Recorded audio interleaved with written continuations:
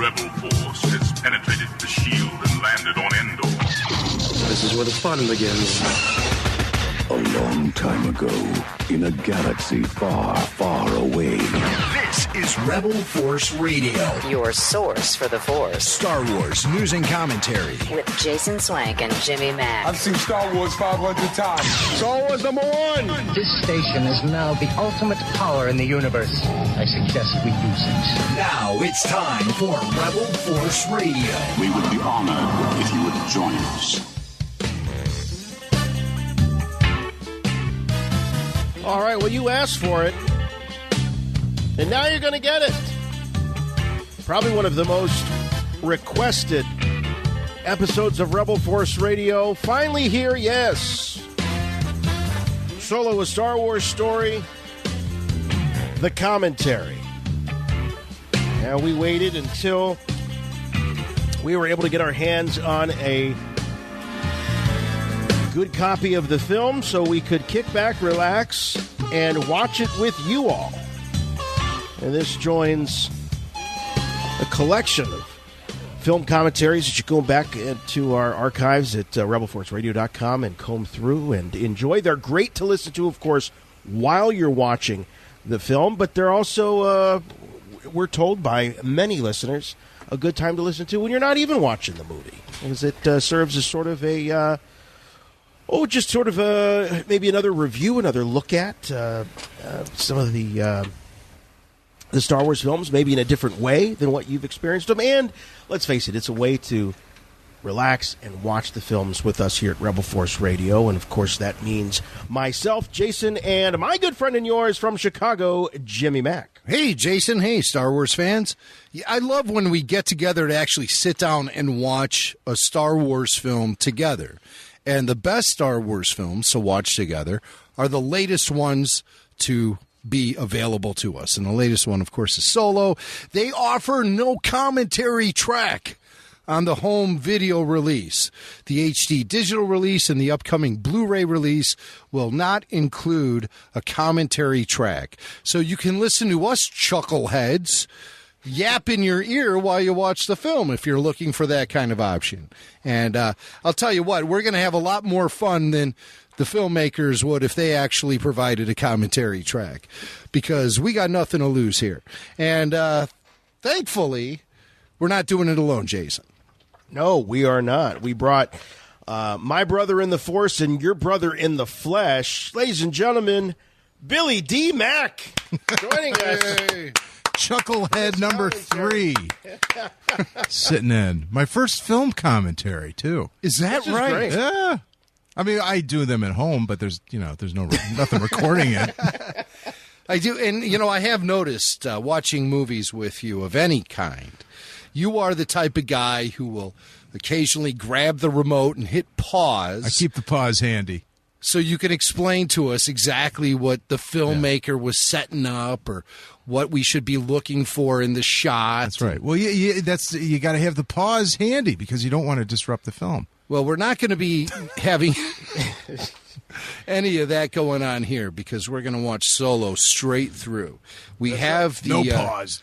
We have the digital HD copies at our disposal, and so we hope that you guys listening, wherever you're at, you are going to do the same with us. But like Jason said, if not, I think you'll be able to follow along with our commentary just fine, because we've all seen the movie now several times, not 500 times, but I'm getting there. I'm going to get there because this is a movie that's been growing on me more and more lately.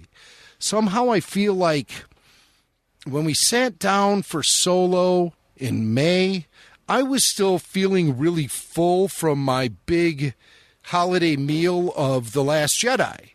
And I wasn't really ready for another meal at that. It was like if somebody calls you into the dinner table like an hour after you just had a great meal, and they said, hey, come on in and let's eat again. And on the table are all your favorite foods. So you can't resist. You have to sit down and take a few bites at least. And that's kind of like what I feel like I did when Solo was released in May. I wasn't ready for it. But now, after I've had the summer the home video release is here, and I'm looking at this movie with a new take, a different freshness, a different approach. And the more I'm seeing it, the more I'm liking it. In its first weekend of home video release, I've watched it a couple of times, including all of the special features, and I devoured the audiobook novelization. So, and there's some interesting things in that, too, which I might bring up as we're sitting here watching Solo, a Star Wars story. I think it's important in a lot of ways to put this film and its theatrical release into context. So before we started, I think that we need to go back, and Jim, you mentioned The Last Jedi, of course, coming out in December of 2017. And there's no question about it that I wouldn't say that it was controversial immediately. I think that the aftershocks and the repercussions took time. And you bring up a really good point that we were still digesting The Last Jedi, what it meant. You know, there's always that initial afterglow of a new Star Wars film and the fun of talking about it and debating it. And, you know, through that period of discovery and conversation, there definitely arose two different camps. There's the camp that really dislike The Last Jedi, and there's the camp that loves The Last Jedi and thinks that it was handled very, very well. But in the midst of all this, as all this is building, we're being told relentlessly from all kinds of leaks that this Solo movie is going to be a disaster. The lead actor can't act. He's got to have a coach. They fire the directors. They bring in another guy. And, expectations are being lowered at Disney. And it just felt like every time you tried to get excited about this movie, legitimately, there was some rumor or some news that was breaking to tell you why you shouldn't. And I think we're not just talking about the Star Wars fan community, but I think the movie-going community greeted the film with pretty lukewarm reaction. There was looked like the first couple of days were pretty good, but then it really fizzled out. And it really did, I think, have to do with a certain erosion of trust after The Last Jedi, plus the fact that the predominant narrative about this film in its lead-up was that it was going to be a disaster. And it was hard to, divest yourself of all of that baggage when you got there to the theater in May. You had the baggage from the ongoing debate and the divisive nature of The Last Jedi, and the fact that every story and every rumor we heard was that this was going to be just an absolute nightmare of a film. Have you been telling people, Jason, in your day-to-day life to check out this movie? Like, give it a chance? Because I know a lot of people. Absolutely. I'm surprised. I mean, I've run into a lot of people that are just like, the trailer didn't do it for me or whatever. I think there has been that, that vibe that was given off by it somehow with the press and stuff. And I was telling some guy today, I'm like, I must have listed about 5 things I thought was really cool about the movie. And the conversation ended with him being like, I don't know. And he's a big Star Wars fan. Yeah, and I just told him, dude, give it a chance. Watch it. It's a cool flick, man. I watched it last night. Just give it a chance. Give it a shot. It reminds me a lot about, the way we would talk to fellow Star Wars fans about the Clone Wars, in a way. It's like, well, give it a shot. It's a cartoon. I don't want to watch a cartoon. I know it's a cartoon, but give it a try. Watch a couple episodes. Here are a couple of really good ones to start with. It reminds me a little bit of that. Well, you know what? Let's talk about that while we watch the movie a little bit, and we'll see where we emerge on the other side. I think we're all going to have a very favorable review of this film. This is going to be my 6th time to see it, so I'm getting there. I'm getting there slowly but surely. But really looking forward to getting into it with you guys. And the way I'm going to watch it is here on my digital HD copy. I have this queued up via Amazon Prime for those keeping score at home. I will be turning on the English subtitles so we can follow along with all the dialogue as the film unfolds. Unlike your original trilogy or even the prequel trilogy, I don't know these movies like the back of my hand. I can't, just sightsee scenes and know what these guys are saying. But that comes with 500 viewings. Yes. And so I have 494 to go, I believe. Am I keeping that score right? I think that, yes. Okay. Yeah, this is all right. Well, let's do it. So I've got the digital copy queued up as well with subtitles ready to go. Okay. And I just hit play and then I backed the counter up to 0. So yes. I've got 0, 0, 0. Got it. And when you guys are ready, so if you're listening to this at home, so cue up whether it be the. I guess if it's the DVD, I don't know what to tell you because it's going to render a little bit differently from the time you hit play, from the time we hit play. But you know what? It should be close enough. Whatever version you have, work your way through the menu and get to where the screen is all black. And when you hit play, the next thing you see is that Lucasfilm logo. And the film itself is properly started. Different formats have different things that sometimes even jump in between the menu and the film itself. So make sure you hurdle all of that stuff, whatever it may be, and just get to the movie proper, where you see, as Jason said, the counter reads zeros. All right, here we go. And we're going to do 3, 2, 1, play. Okay? All right. So we're going to do it after the 1. So not 3, 2, play. Instead of saying play, 2, 1, say punch it, because this is solo. Yeah, right. Yeah, of course. Well, of course. Yeah. Right. All right. 3, 2, 1, punch it. All right? Okay. Ready? Okay. In 3, 2, 1, punch it. All right, counter is counting. Let's have Billy Dee Puppet Lando read the subtitles. Hey, welcome. Well, thank you. A long time ago in a galaxy far, far away. It is a lawless time. Crime syndicates compete for resources, food, medicine, and hyperfuel. On the shipbuilding planet of Corellia, the foul Lady Proxima forces runaways into a life of crime in exchange for shelter and protection. On these mean streets, a young man fights for survival, but yearns to fly among the stars. All right. I like how it starts off with the spark. Someone was dissecting the film. I can't remember who it was, and they pointed out that spark too. Oh, it was John Marcoux. It was our friend John Marcoux when he was doing his mythological breakdown, the mythological blueprint of Han Solo, as seen in Solo, a Star Wars story. And he pointed out with the film starting off with a spark. The spark itself is symbolic of the... I'll go back and listen to our show when we talk. Well, he puts it much better than I do. He does. Yeah. It all starts with the spark. And two things I loved, and I actually didn't notice it the first time I saw it, was when they pan up and you see one of the Star Destroyers being built. Of course, these are the shipyards of Corellia. Also, the Solo logo that comes onto the screen with that kind of pattern that seems like the panels of the Millennium Falcon, which I like as well. Oh, yeah. I see that in the aesthetic.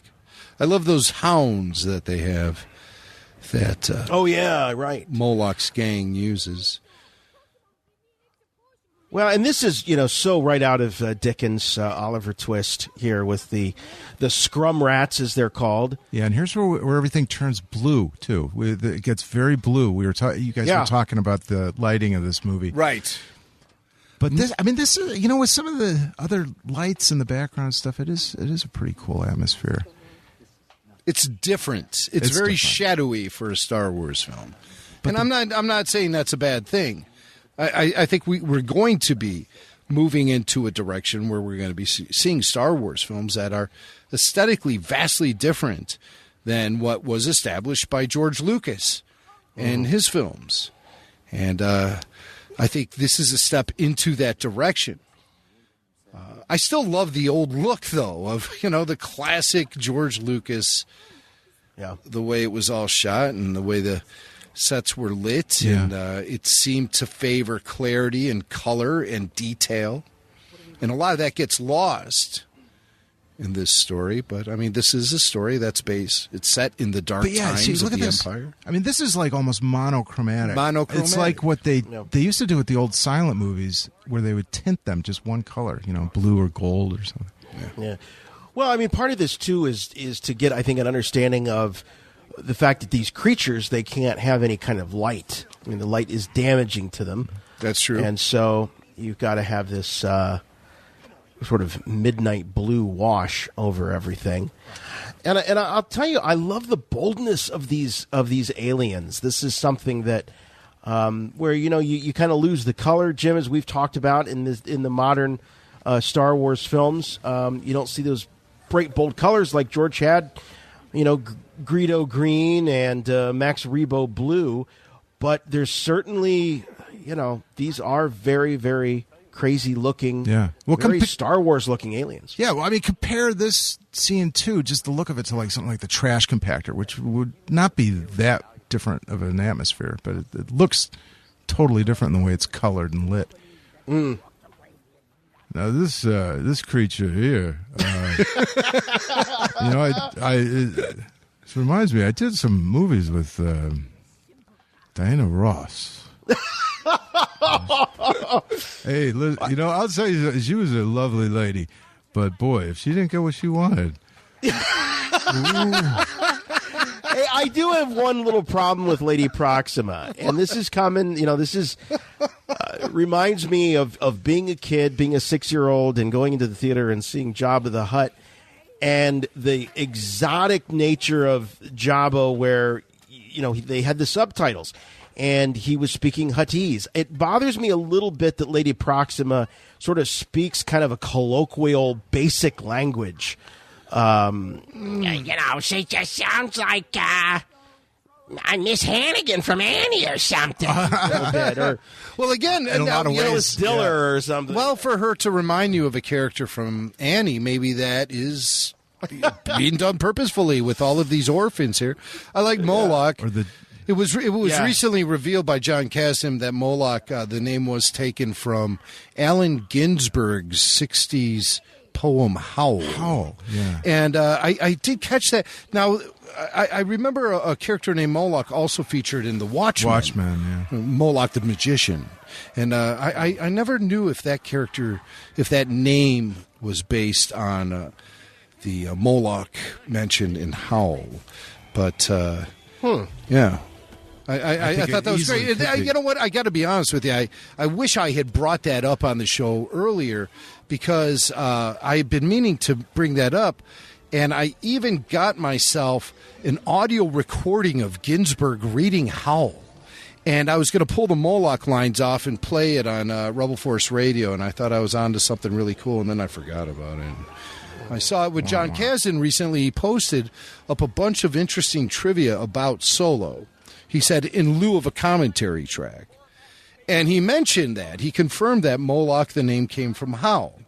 And I was so mad at myself for not bringing it up before. I was like, I was onto something with that. And then I just forgot about it. Something, that the novelization brings out, is that Kira, does start out sort of starry-eyed and innocent. And then she's a very much a changed woman after her, being recaptured by Lady Proxima's gang, and then, of course, falling into Crimson Dawn. So when she didn't fall into Crimson Dawn, according to the novelization. Well, not falling into Crimson Dawn. She was sold. Yes. She was sold into servitude. So when you see these kind of loving looks that she's giving Han here at the beginning, these are legit. These are not to be confused with, the more, perhaps there's Matt Wood's cameo, one of them. Death Star droid, yeah. Yeah, which I love. But so later, it's more manipulative and opportunistic. But here she's, she really does think this is the beginning of her freedom with Han Solo. And I got to tell you guys, I really can't say enough. I think Alden Ehrenreich does just a fabulous job in this movie, considering what he was up against and considering all the like I said, the leaks and the rumors and everything. I think he just does a fantastic job as a young Han Solo. I think he just nails it. And his performance is really starting to grow on me with repeated viewings of this film. He's becoming the character more and more. Yeah. It's so hard to watch someone else play the character of Han Solo after we've had 40 years of investment into that character and fan equity and character equity and all of that stuff. It's hard. It's huge boots to fill.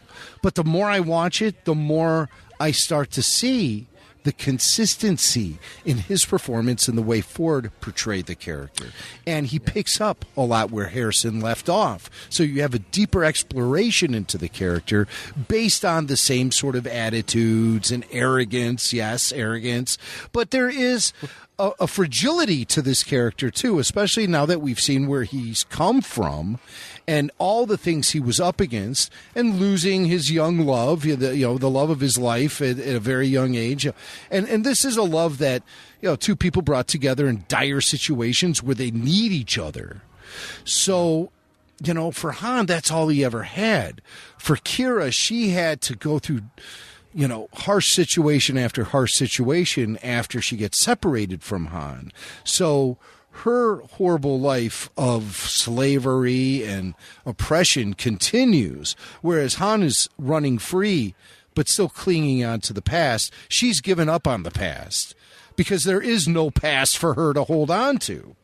Right. It's just the dominoes keep falling in one bad direction for Kira her whole life. Well, Han never really does get free because, at least in this film, till the very end, because he's constantly thinking back on Kira, wanting to get Kira. So freedom means nothing without her for him, and so neither one of them really experience freedom until the end. And you might even say that she doesn't, because she just trades one master for another, there at the end. But now this line she has coming up, we could get sold to Crimson Dawn or the Hutt Cartel. Boy, there's some foreshadowing. Of course, we don't know that until the movie comes out, but so she definitely knows that is a possibility. There's the dice again. Best supporting actor of the last two Star Wars films, a prop that nobody paid attention to in 1977. I mean, only the most hardcore people noticed that there were those dice hanging in the cockpit of the Millennium Falcon in A New Hope. Yeah. And I didn't really even consider it until probably around the mid-90s when we got better editions of Star Wars via the THX release, where you had the widescreen editions, and you noticed Chewie was hitting something on his head.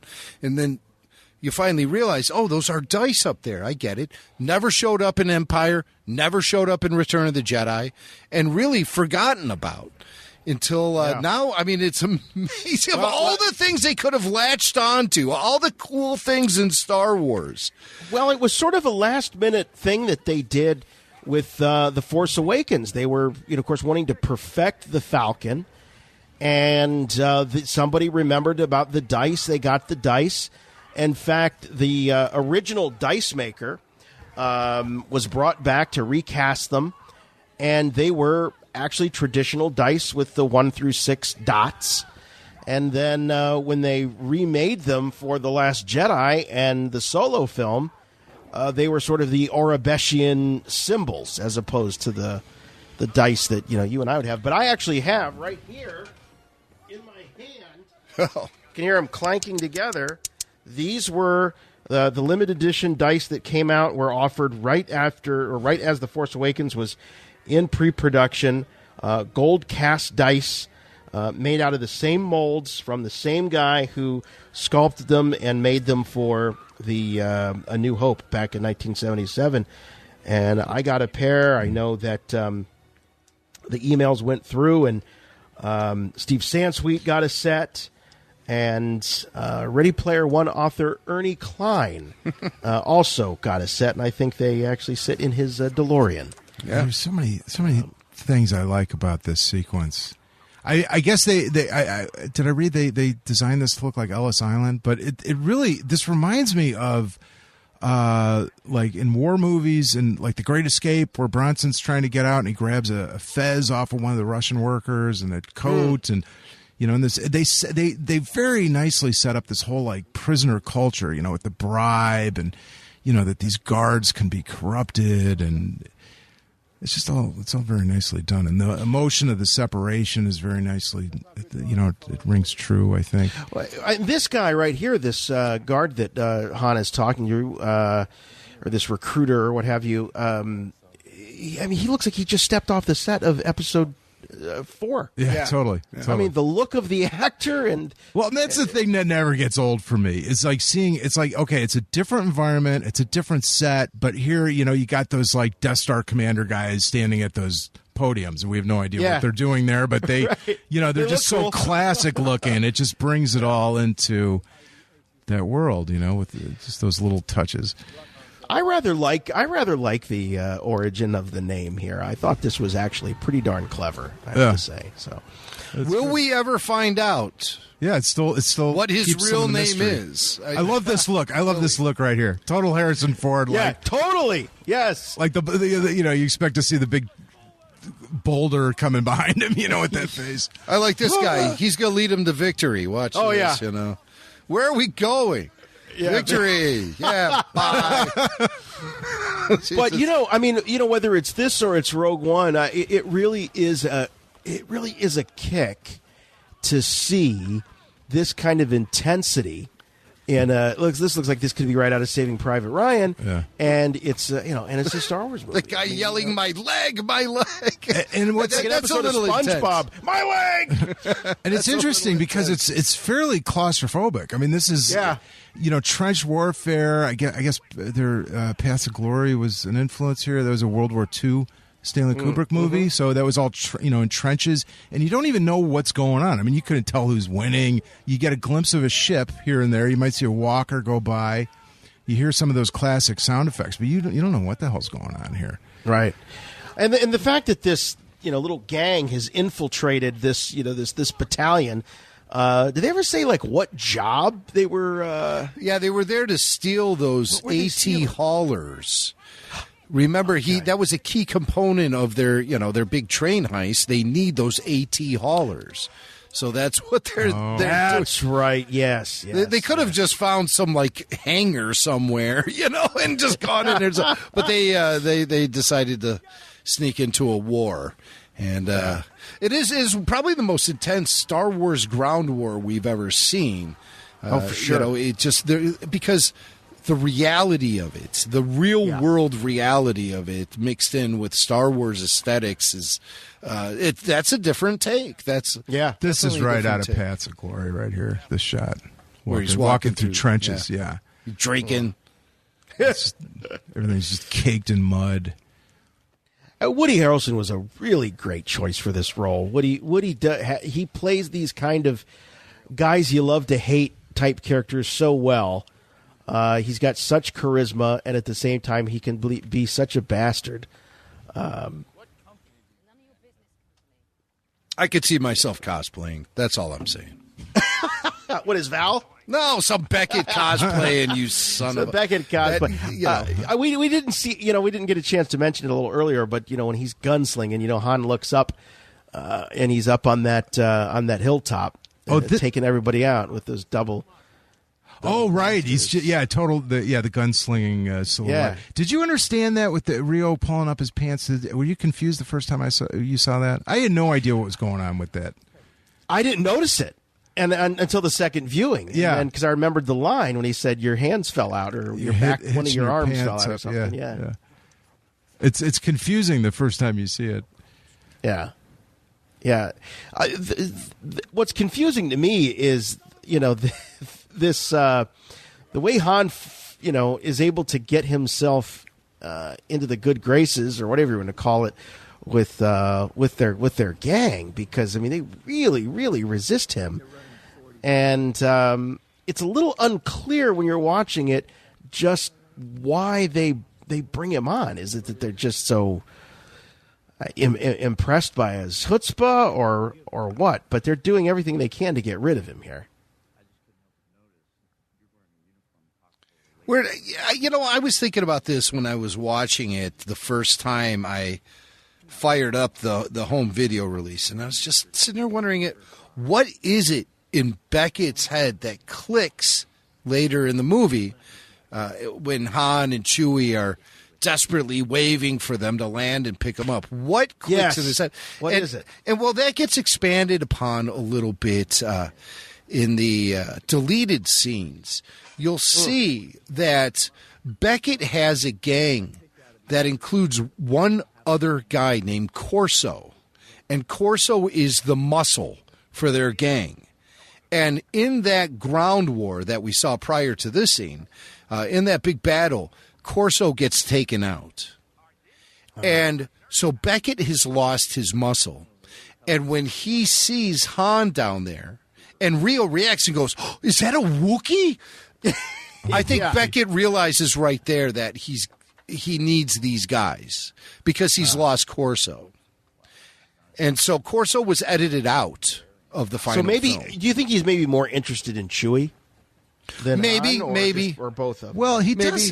But I think it's a combination. I do also think that Han does a lot of things to impress him. Yeah. Oh, I think so. I think in these scenes, and doesn't he tells him to get out of there too. I think he recognizes the individuality here. Yeah. In him. Right. And he does tell him, well, here's my advice to you. Why don't you get the hell out of here, get as far away as you can, or something like that. So he's connecting with him. Well, I remember the first time I saw this, the last thing I was expecting to see in this scene was Chewie. That's how unspoiled I was. I had no idea that this was going to be the introduction of Chewie. I thought it was going to be, a takeoff of, Luke in Return of the Jedi. I didn't think it was going to be maybe a Rancor, but I thought that it was going to be, something akin to that. I did not think this would be the introduction of... I think I thought Rancor. I thought, they're going to go back, and bring us the Rancor. I was grinning ear to ear in this sequence. This is one of those scenes where I just was telling myself, wow, you were watching Chewie and Han in something you could only have imagined as a kid, and you're seeing Chewie go nuts here, which is just, it's just awesome to see this stuff. Yeah, this is Chewie unhinged, and it's so I mean, they just so capture him. It's just they really do. This Jonas guy, I mean, he's just unbelievable. He really is. He really is. Apparently, this is one of the first things they started shooting, and I believe a lot of this footage is Lord and Miller stuff. It was just a very complicated and difficult shoot. Oh, I'm sure. And the humor, the idea of Han speaking the Wookiee language, that all comes from Lord and Miller.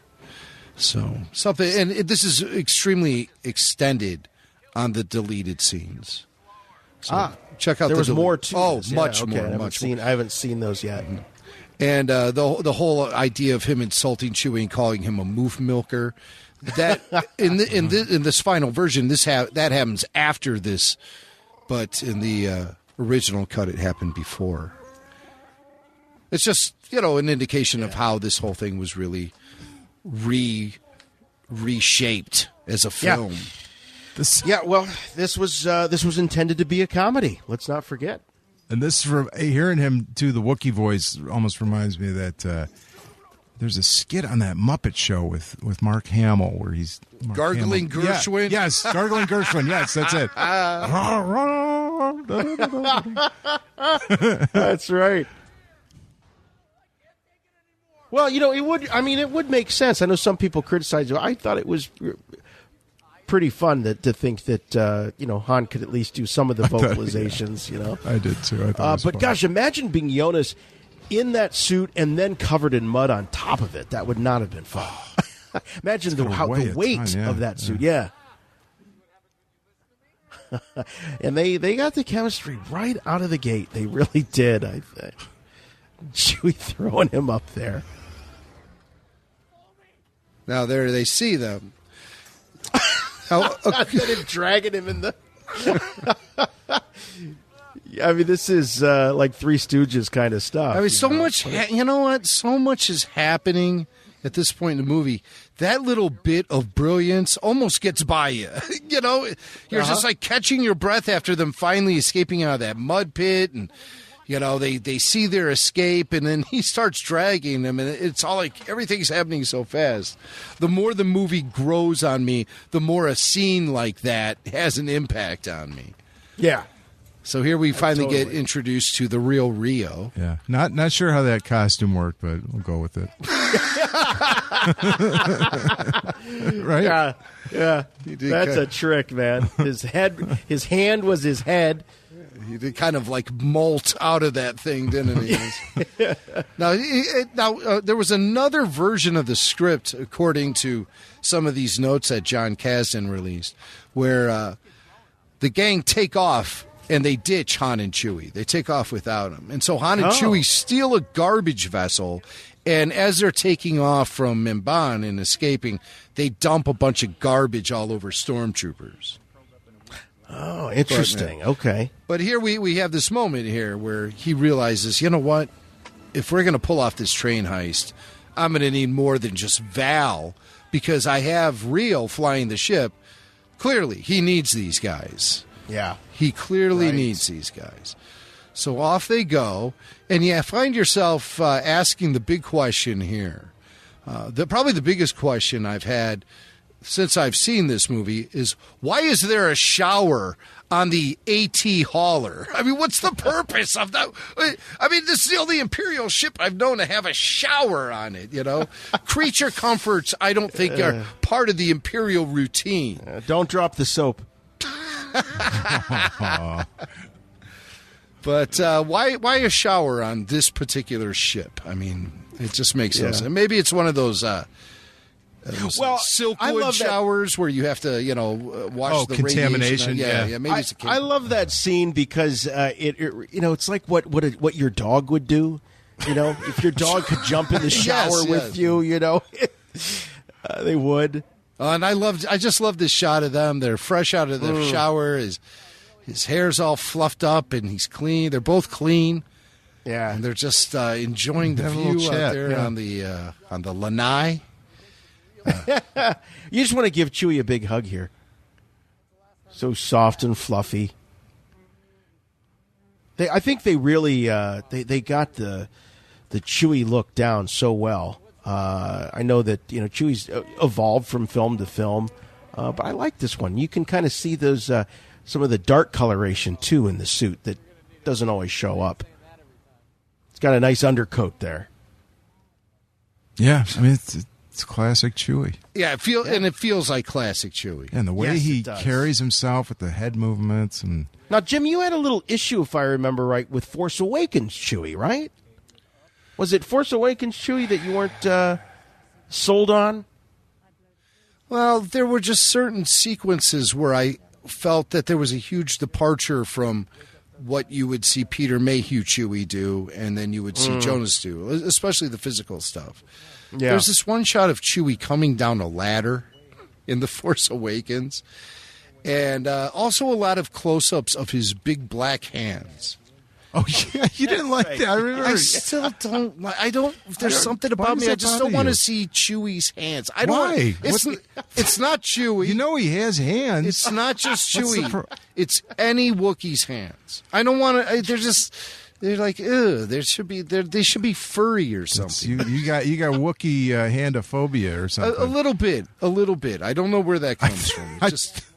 But think about it. We never saw Chewie's hands. So what? There's a lot of stuff we're seeing that we've never seen. Once we start seeing Chewie's hands, what else are we going to start seeing? Well, and he's got feet, right? I mean, you can see his toes. Do you have a problem with his toes? I actually don't. I have no problem with Chewie's toes. Well, because you don't see his big black toes, but you see those big black mitts, and you don't see them in this movie. But Jim's right; they did. And then in that, what was the animated series that they did? Forces of Destiny. Forces of Destiny. Yeah, he had these creepy big black hands. Yeah, it just kind of unnerves me for some reason. So he wants to go back to this planet. Her name is Val. Glee Anselm. He wants to learn how to play the Val chord. And he wants to play the Val chord for Val on Glee Anselm, which is Kit Fisto's planet. Oh. And they named the planet Glee because Kit likes to sing in High School musicals. Oh, but you know what? I did not know. Part of me believes it, but... They did name the planet Glee because Kit Fisto smiles in that one moment in Attack of the Clones. So, of course, we see this guy smile. So everyone from his planet has a great sense of humor and is always grinning and smiling and just grooving through their day, you know? And the planet's name is Glee. Right. Well, it's like the Jamaica of the Star Wars universe.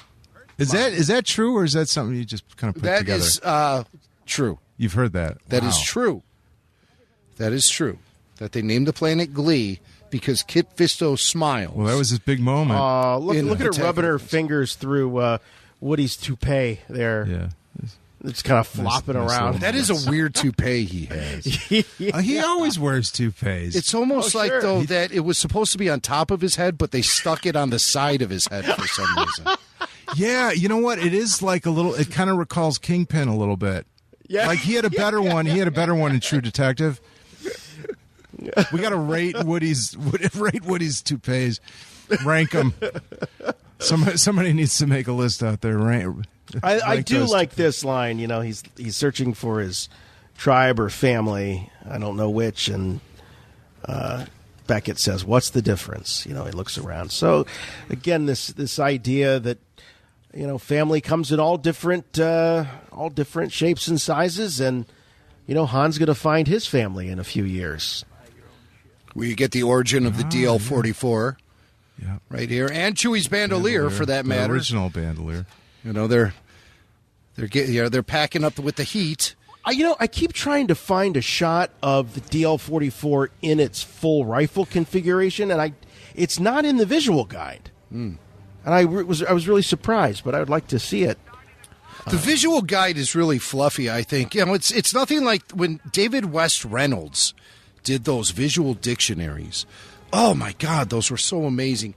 These new guides, I think, are a little restricted because once you state something in one of these, they become canon, and future filmmakers aren't going to pay attention to it. So there's almost like a limited amount of information you could put in these books because of that fact. As a matter of fact, there was something just recently that was discarded from The Force Awakens involving the Millennium Falcon. And let me see if I could dig up in my mental files what exactly that was. But it was a total... totally contradicts something we see here in Solo, and that was only for The Force Awakens just a couple years ago, a year and a half ago, 2 years ago. Yeah, I mean, there's been so many like blueprints and cross sections and what have yous of the Millennium Falcon. I don't think they match up, do they? Yeah, it's hard. It's hard to maintain because when you start dealing also technically with the Millennium Falcon. Yeah. Well, I just. That's been my contention for many years, is that the Star Wars unit, this isn't Star Trek.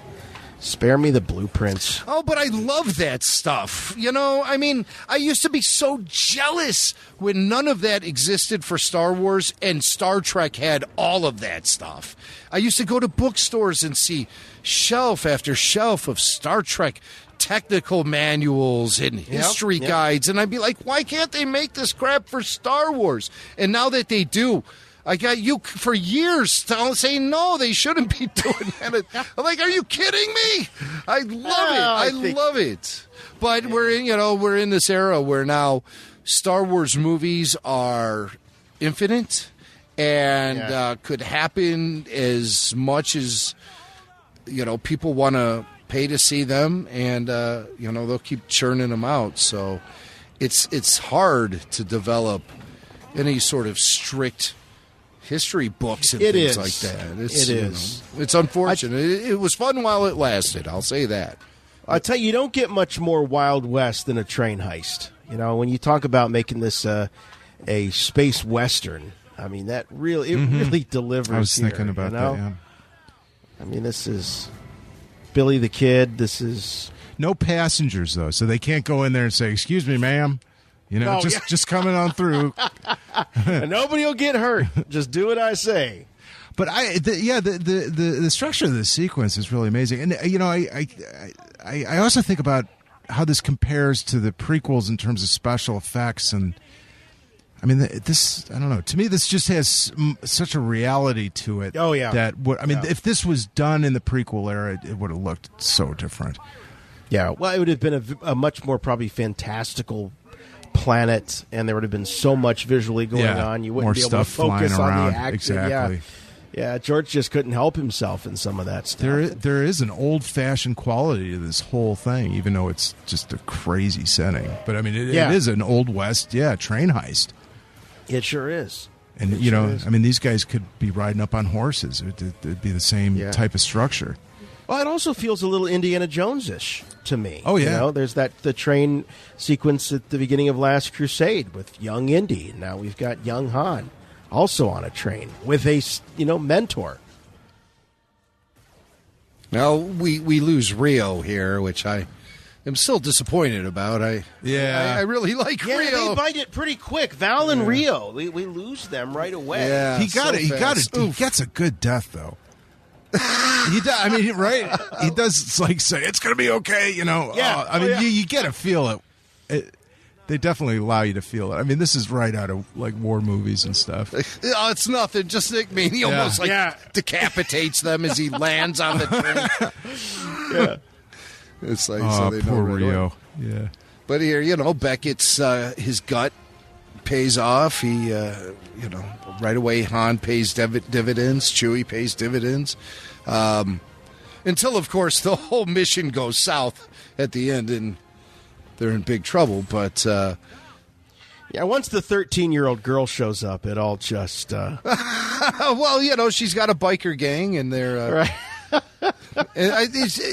I think Cannon says she's 16, by the way. Oh, okay. Is that how old she is? Yeah. Well, and Jason, if you think 16-year-old girls can't cause a lot of problems in your life, you just wait. You just wait. You're about 5 years away, my friend. From 6 years away. From Close enough. Yeah. Miss Bailey Swank, Sweet 16. Yeah. Oh, these probe droid-looking things are fun. Swank will be like, here's my daughter. It's her Sweet 16. Her name is Enfys Nest. Yeah. But, I mean, the sort of dual identity thing going on with Enfys Nest, I guess it really isn't a dual identity. It's more of kind of a surprise. Now, let's find out who Enfys Nest really is. And they take the mask off.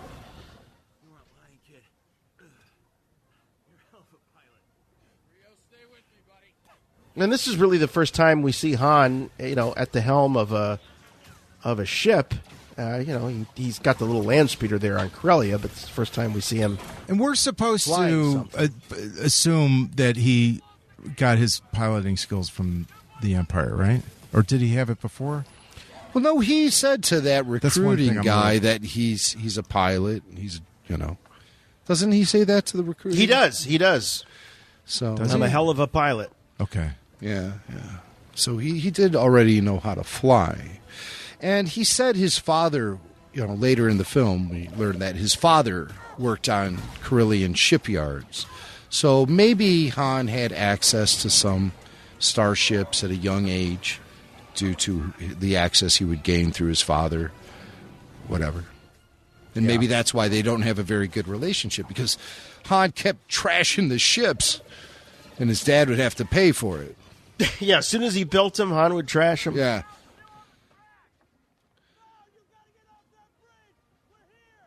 Yeah, this is quite a couple of days for the Beckett character, losing the off-screen character and the the Mimban battle, and then now here.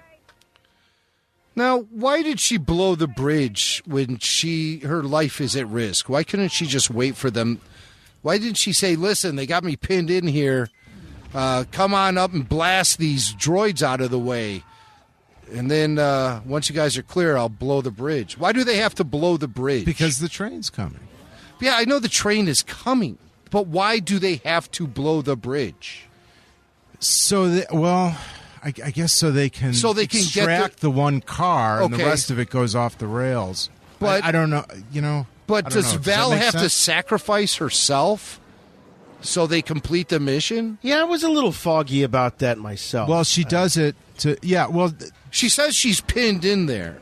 Right. But it just her other like, choice is to not do it and they don't complete the mission. So the mission, obviously, she considered that more important than herself. I guess we don't know why at this point.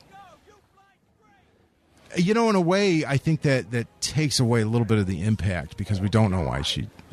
I guess we don't really know what her reasons are for. Having to have Rio's death has a lot more impact. Hers seems a little melodramatic to me, I guess, because it just. Mm-hmm. Well, she sacrificed herself, but I don't know why the heist was worth her giving her life. Yeah. Right. She could have kept fighting them and said, hey, you guys, when you get here, forget the mission, and you got to blast these droids out of the way as you come flying by. Just blast them out of the way. Yeah. Because, they're doing this heist for themselves, right? They're going to sell it to Crimson Dawn and retire. Well, they're doing Isn't that the whole plan? Yes. Well, they have to, They have to present this stuff to Crimson Dawn. And it appears that there is no other option. It's not like they have a higher purpose other than that. They're not doing it to fight the Empire at this point. No. Well, and it seems like maybe they've already been paid by Crimson Dawn. Well, he says we weren't stealing for ourselves. We were stealing for Crimson Dawn. We were hired by Crimson Dawn. But they're not doing it because they believe in a cause. Right. They're ultimately doing it for themselves. But he says now we owe them this coaxium, so you get the sense that failure is not an option here. It's not like they can say, "Well, you just don't have to pay me." It marks them. Yeah. They got a price on their head, target on their back, whatever. Yeah, I just still don't understand why Val had to give her life for a mission that ended up in failure anyway. Yeah. It was a shock moment, but I agree. It just the resonance isn't there because it's not totally. It's not. Yeah. It seemed unnecessary. Now we get to see Han so often now in the cold climate. We saw him in Hoth. We saw him in on Starkiller Base, and now here. So Han's rocking the furry coat. Is this the same furry coat that we see him in Force Awakens? No, I don't think so. That was more bluish. And, of course, we'll get into that conversation, blue coat, brown coat, what have you. But this is clearly brown, right? Yeah, this is clearly brown. And this is a big furry job here that he's got on. The one in Force Awakens seemed to... Oh, you're right. It's more like the Hoth jacket in Force Awakens. Right. But I will tell you, the aesthetic of that scarf is right out of Empire Strikes Back. The way he has it tied around like that. And it's the same sort of scarf, just brown instead of the off-white. Yeah. Now, one of the criticisms I read was how quickly the Beckett character seems to get over the death of Val here. He's kind of cutting up and joking already. And if this was the love of his life. But it's his grief is carried out a lot more in the book, apparently. Yeah. Oh, they definitely, in the novelization, much more is made about the relationships between all the characters, between Han and Chewie, between Beckett and Val, between Lando and L3. And all of that stuff, you get a lot more insight into the way those relationships tick in the novelization. And Beckett does mourn Val much more in the book. Yeah, there's more of that. There's more clarity about about where they stand with each other. But not that clarity about why she sacrificed herself. Where is that book? I'm going to flip through. I want to see novel? Yeah, you have the novel? Yeah. I'm going to flip through this for a second. While these guys are checking their weapons. I don't remember seeing him losing both guns. Is he holding on to one? Hey, look at that head, man. These guys are great. That is so weird. That is weird. That is the Star Wars weird factor right there. Yes. I mean, the song is bizarre. I mean, it's not as catchy as the Cantina theme, but that is pretty crazy right there. You got Grace Jones there dancing. Yeah, and Bing Crosby in a bucket, basically. Yeah. There's some really cool looking. There are some pretty cool looking creatures in this place. Yes. And again, the art, kind of an Art Deco-ish influence. Where have we seen that in Star Wars? Episode 2 had a lot of Art Deco, maybe? On Coruscant or something? Uh-huh. I'm trying to think of where they've used it. I know they've used it before. Oh, and this crazy thing. This was the decraniated, his little... oh, yeah. Yeah, look at that. Half a head. Yeah, now that's a concept that was developed for Rogue One, but hardly seen on screen. The decraniated, which is, they're a breed of servant droid hybrids, droid human hybrids. And, very scary stuff. Very scary stuff. Well, he was talking to her. I don't know how yeah. how that works. I don't think there was much of a conversation going on there. It's like talking to your TV, And the TV's not much off. of a relationship, I would guess. Well, I mean, it's interesting. You've got the Imperial officers, enjoying the hospitality of Dryden Voss. So it's you see the relationship between the Empire and the underworld coming together here. It's not like he's ever saw any Imperials hanging out in Jabba's palace. So this is a cut above. Oh, and she's looking the fine. Hutts. Oh. You know what this Fancy whole thing... meeting you here. You know what the whole thing... And, there is...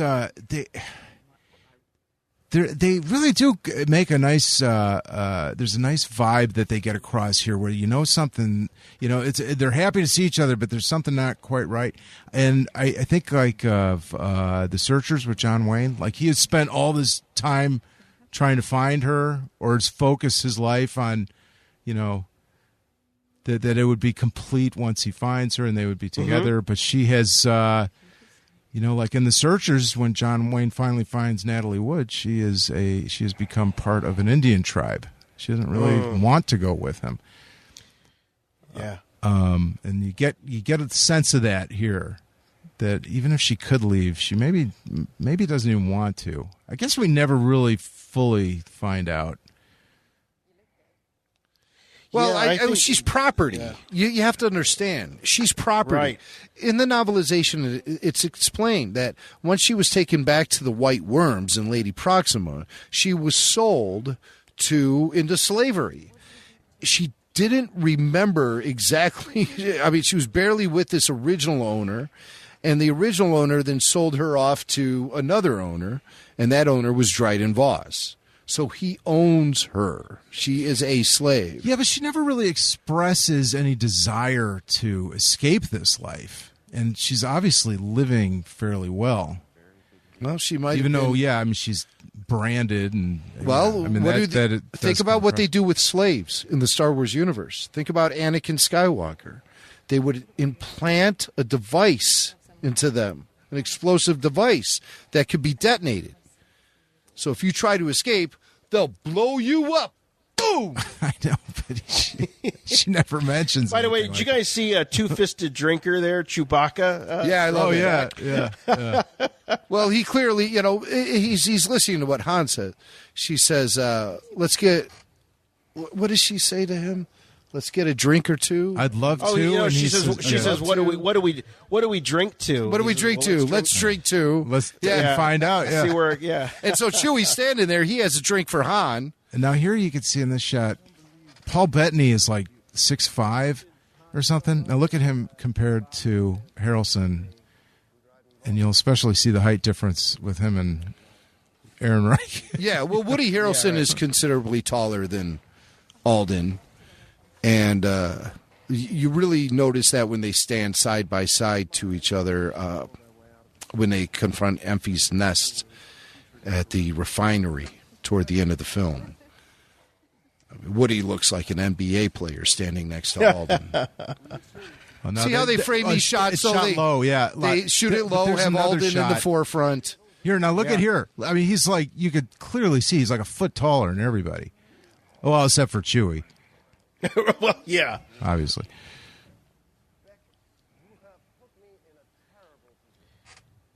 Yeah, here's his collection. He's got a collection here. That would make Steve Sansweet drool. So what do you guys think of Dryden Voss as a bad guy? I'm still a little lukewarm on this guy. I don't think that he's certainly no Darth Vader. He's no Jabba the Hutt. He's no Boba Fett. He's no Darth Maul. He's pretty weak. He's not even a Snoke. He's kind of the mustache twirling variety. I think he'd make a good Bond villain.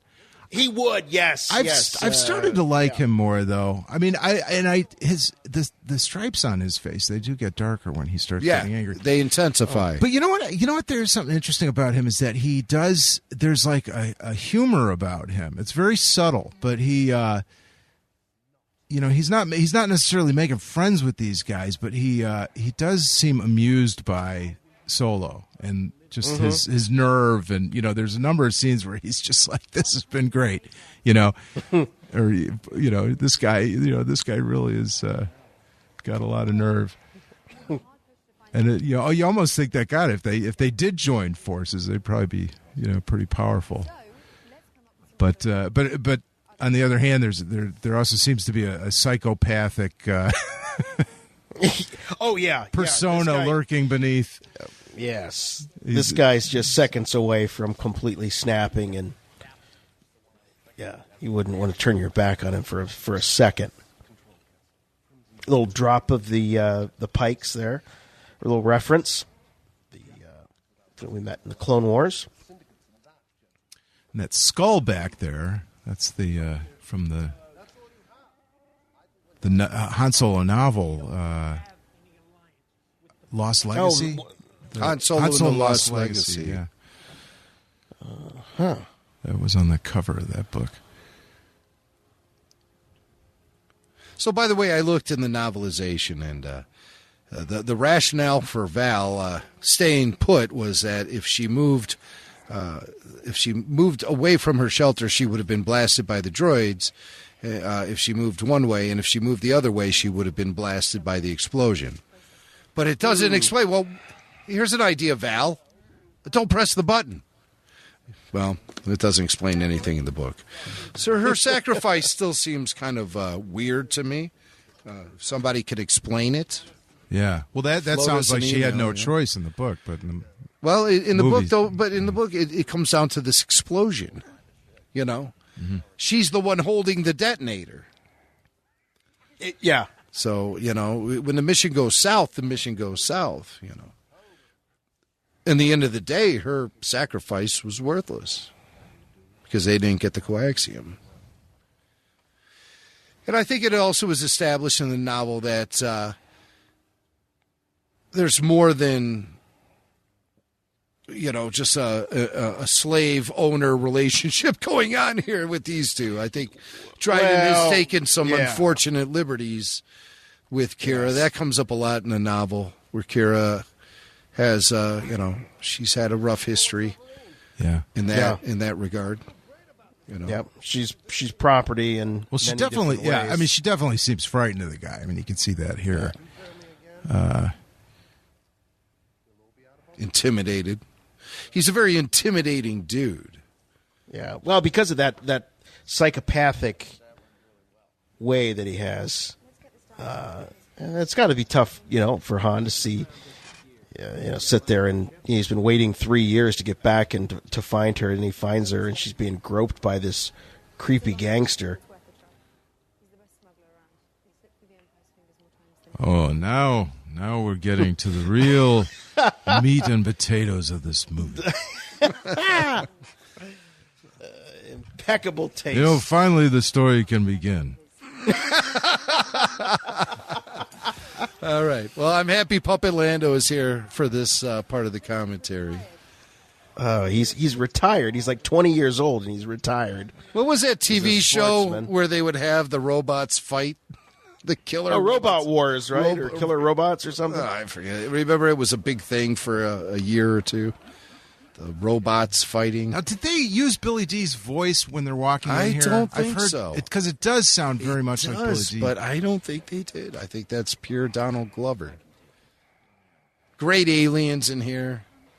Really, since Star Wars has come back, this is one of your best grouping of off-the-wall aliens.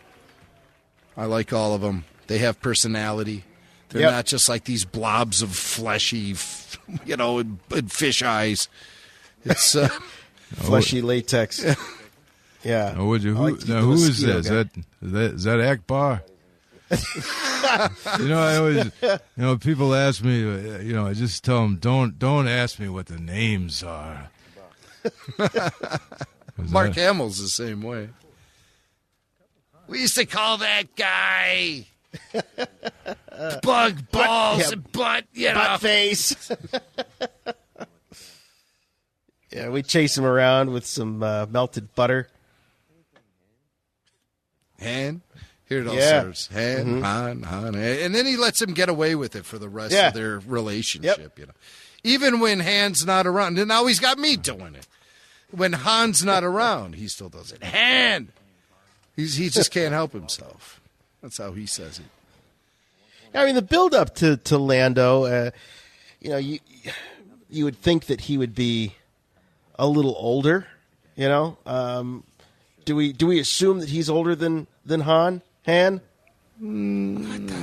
maybe just a little bit. I mean, he's accomplished a lot, according to Kira. I assumed about the same for age. His age. He's retired, He's retired. He's so good. So that's thrown me a little bit. The VCX 100 is a Corellian ship that Han is... that's his pretend ship that he's betting here. And that is actually the same sort of ship that Hera flies. That's the Ghost in Rebels. VCX 100.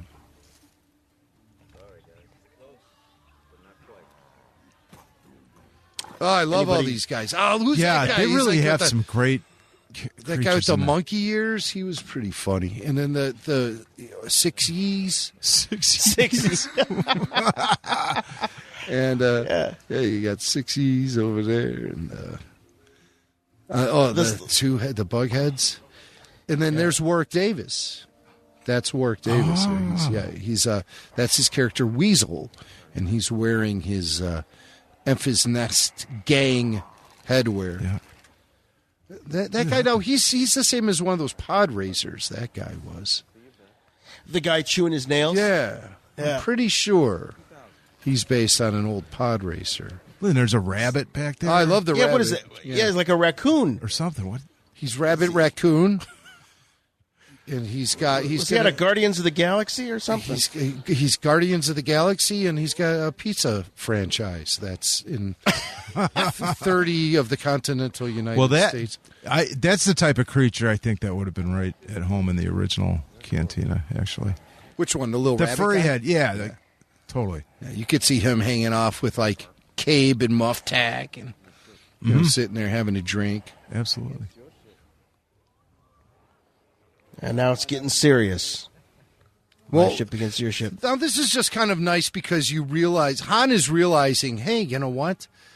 This guy, he's willing to bet his ship. So he files that away for later reference. Yes. When he really wants to show off, that's what he does.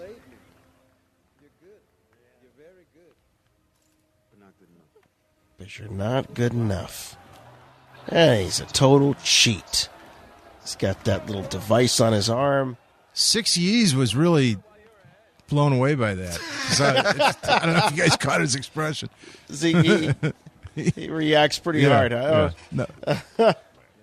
Yeah, these are definitely. This is the most Star Wars-y collection of aliens that we've seen in the Disney era for sure. Yeah.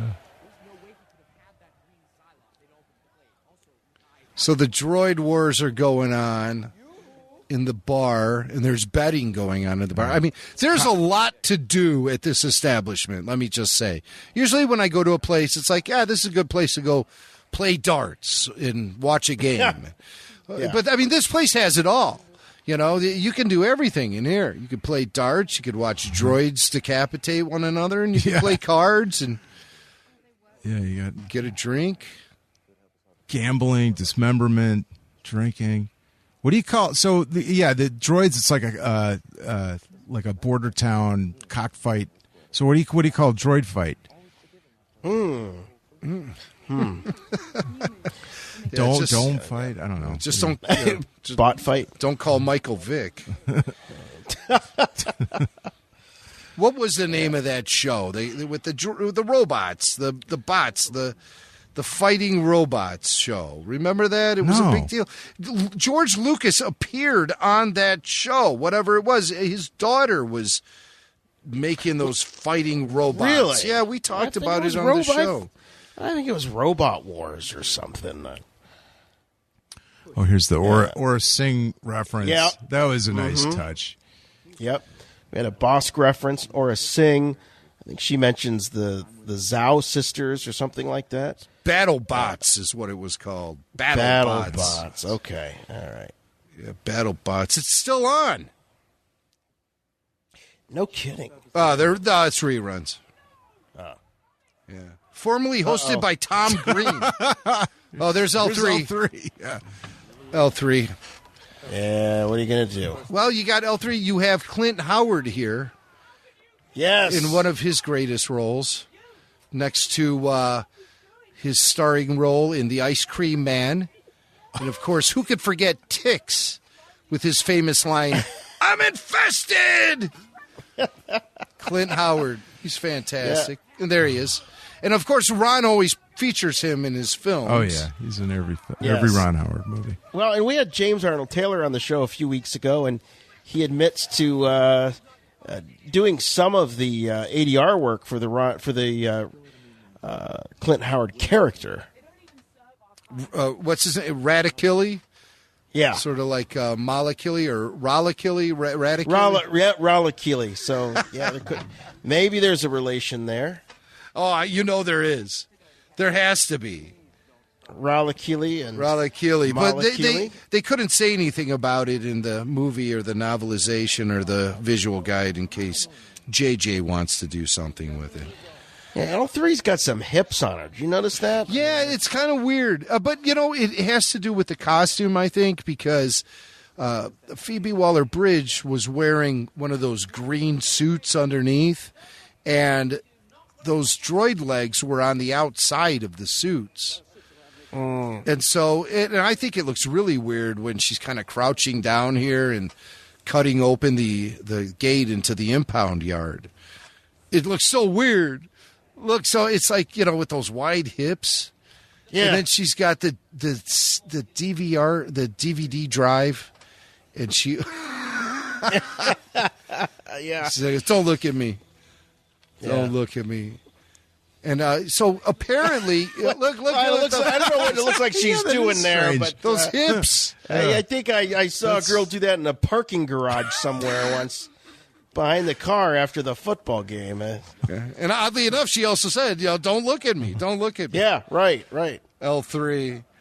But so here they are. They're in an impound yard, obviously, and so I kept wondering. I'm like, is this really Lando's ship? Or is he stealing someone else's ship? I had wondered that, while I was watching the whole movie. But then, after a while, it's obvious. Kira does say that he won it, right? Earlier? Or when does that come? Won it. Yeah. So, I mean, it's like she was already familiar with the Falcon. And he knows of all the accoutrements that's in there. Oh, yeah. He gives the little rundown here. With the wet bar and all that. But there is the Denver boot is on the Falcon. Yeah. So I got to say something about Glover's performance here is different than the rest of the movie. Have you noticed that? It's right in this scene. His voice sounds different. I don't know if this is something maybe they shot earlier, but I mean, a lot of this dialogue is looped later, so I don't know if that really matters. Well, it is a patchwork of a film, and we don't know what we're seeing here, whether or not it was shot by Ron Howard or whether it was shot by Lord and Miller. Gosh, will we ever get the full story on some of these movies? Yeah, I was just going to ask. Yeah. Although we have had little leaks of information about some of the mayhem behind the making of Rogue One from Tony Gilroy. But I don't see Ron Howard being the type of guy to kiss and tell. He's not going to reveal any information. He has a much deeper and tighter relationship with Lucasfilm and the legacy of Lucasfilm, for crying out loud. I mean, oh yeah. Yeah. And he probably wants to make Willow too, so he ain't rocking no. Yeah, there's no interest there for him to do that. He's still making movies. Yeah. A much cleaner Falcon than what we're used to seeing. Yeah, well, that's why I wanted to know what he did with my ship. We have an excerpt from the novel here that I think Puppet Lando's going to read. It's a little excerpt about the Millennium Falcon itself. Oh no, where's my page? Here it is. Why don't you just read this little bit? Here's we're going to take a break here and learn a little bit about the Millennium Falcon from Puppet Lando himself. This is excerpt from the Solo: A Star Wars Story novelization. Oh, now, you got the mood lighting on in here. Well, turn up the lighting if you need to, or put on your reading glasses or whatever you have to do there, Puppet Lando. Well, it sets the mood. You can leave it. While the Millennium Falcon was sleek chrome and white beauty elsewhere, the captain's quarters was where the real luxury lived. Oh, Lady Luxury. As we make the jump to light speed, let me tell you about my love den. With romantic, low light reflecting off shimmery wall hangings, low furniture, incense burning on a table in the corner, and a standalone closet of clothes in a glorious array of colors. Suits, tunic, and capes. So many capes. All right, so we'll be looking for that. What the incense burning and the shimmery wall hangings. Let's see if that made its way into Lando's. Yeah, well, you guys know you got to set a mood. You got to. I mean, the Falcon. Well, here it is. This is the quarters. I don't see the shimmery wall hangings. Oh, they're there. Look at her. Yeah, she went to go check them out. That is the cape. Maybe she was attracted to the room by the incense burning. She just followed her nose and ended up in the cape room. Yeah, Pepe Le Pew style. She kind of lifted up off the ground, and she just kind of floated, smelling the. This is nice to see. I didn't realize I had so many capes. Oh no! Well, I thought I had. I thought I only got that when I arrived at Cloud City and became an administrator of that facility. Yeah, I thought that was a bit of a uniform. Now you see he's been knocking around in that cape for a long time. That's a lifestyle, baby. Well, we also see he is traveling with a skiff guard uniform as well, just in case he ever finds his way on Tatooine. The way they shoot this looks a lot like the scene between Han and Leia in The Empire Strikes Back. Right, They kiss when she's working on the ship. At one point, I thought this was the same area of the ship just because of the close quarters, but I don't believe that's the case. Now, what in the world possesses Han and Chewie to completely strip the interior of this thing? And, I mean, do they need it for, are they selling scrap on the side? I mean, do they submerge the Falcon somehow, and they have to remove everything because of mold? What is the problem? It goes downhill real fast, doesn't it? I mean, real fast. It's like, it goes from this to like Sanford and Son, and I just don't get it. I just don't get it. But they leave the chess table, of all the things. All right, yeah. They completely strip everything from it. A lot of people were giving Chewbacca grief for that moment when he hits at the hologram pieces, and Beckett says, "Oh, those are holograms. You can't do that." And everyone's like, "Well, Chewie would know that." How do you know Chewie's ever played a video game in his life? Like they have this stuff on Kashyyyk. I don't think so. I don't see Wookiees sitting around playing the chess. Now, wait a minute. If you saw the holiday special, you would know that there are holograms of Jefferson Airplane on Kashyyyk. Jefferson Starship. Starship, yes. Not the airplane. There is a difference. Sigh. He just doesn't want to hear it anymore. Yeah, I mean, it's just got a Roomba for a head. Have you noticed that? That is a Roomba, yeah. Yeah. That is a Roomba, but I don't think she, takes it. Oh, so that's interesting. They. Oh, now what? See this shot? You see what is that thing up in the? Is that in our ship up in the corner there? Did you see that? I didn't. No. I didn't. I see these beacons. When you rewatch it, yeah, guide them through. But that's not. Is that the Kessel Run? Where those beacons are? Or where is the actual Kessel Run itself? Is it just any way in and out of Kessel? I think so. Okay, so it could be anything. It's not a specific path, but it's just the process of because I think it's always the quickest fluid way. I don't think the path is it's not static. It's always changing. So that's my impression. Well, what do you make of those beacons that are out there then? Do those move wherever that I didn't understand. Is that what they are? I mean, I don't know what. Yeah. They're showing the safe. They're guiding ships, through the safe path to get to Kessel.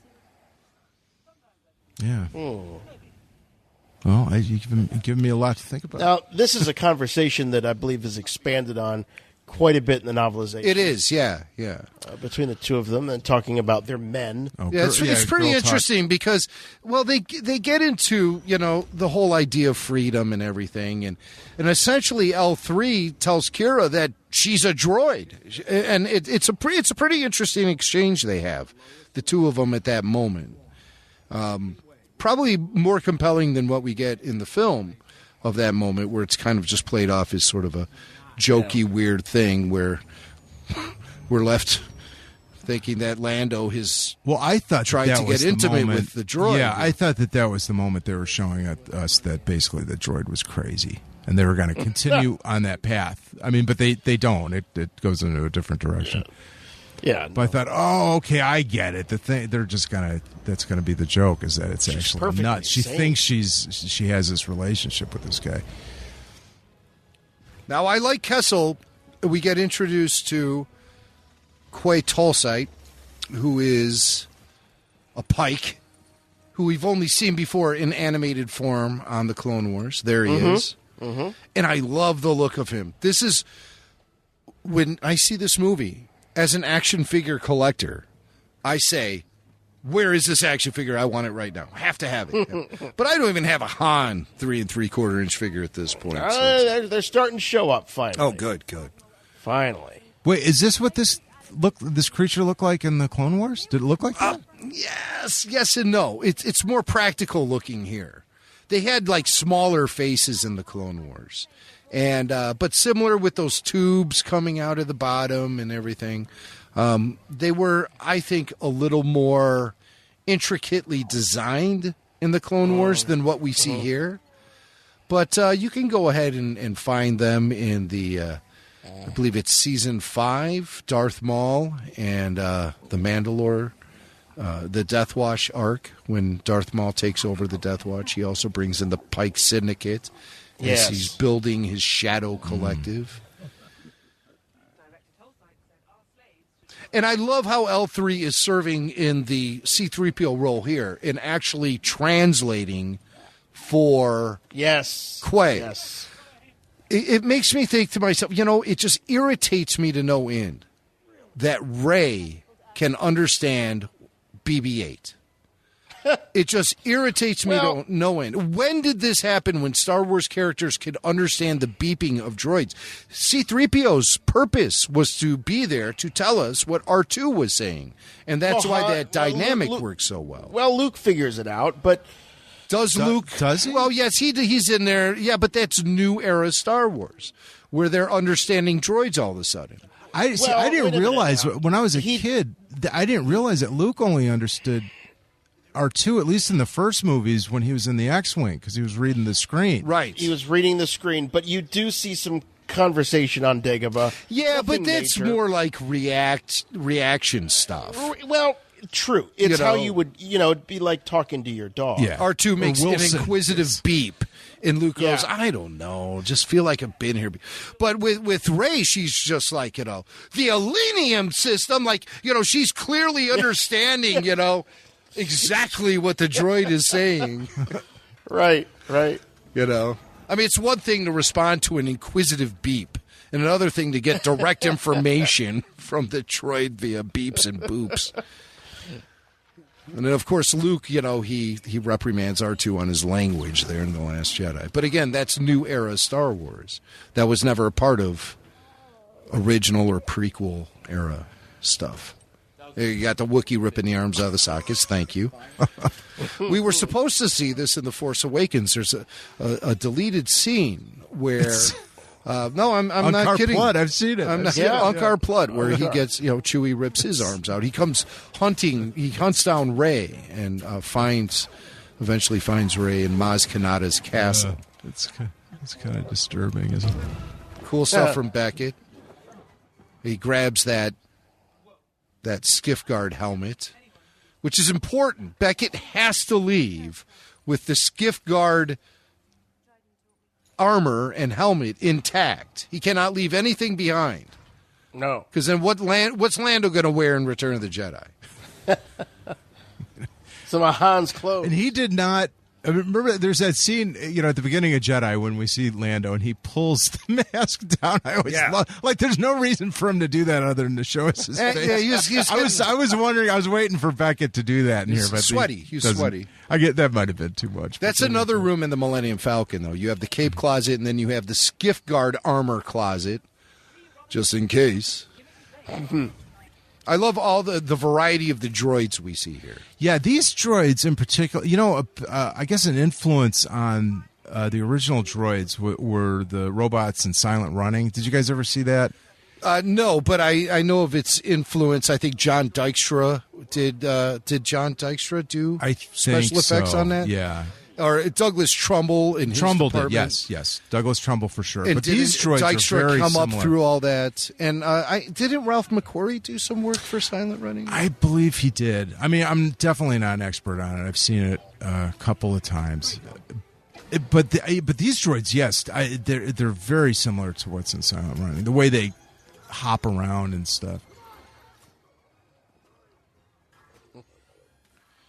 All right, now help me find Anthony Daniels. He's somewhere in this sequence. When you hear his voice, physically, or is he just a voice in this? I don't know that he was on set. I thought maybe it was just voiceover. I've heard a lot of conflicting things about his involvement in this scene. Is it a voiceover? Is he playing one of these guards? Is he a Wookiee? Who is he? Where is he? Well, the real Anthony Daniels, please stand up. Please stand up. And we've got these other Wookiees coming up too. That boy, yeah. They're like, what do they look like? Somebody said like Land of the Lost. Land of the Lost. Yeah, Wild Boy or what was the name of those creatures in Land of the Lost? Slee Stacks. No, not the Slee Stacks. They were more reptilian, those things. Yeah, right. No, this was Chaka from Land of the Lost. Awesome Chewie action here. There he is. There's that hippie Wookiee. Hey, man. Thanks for rescuing me, man.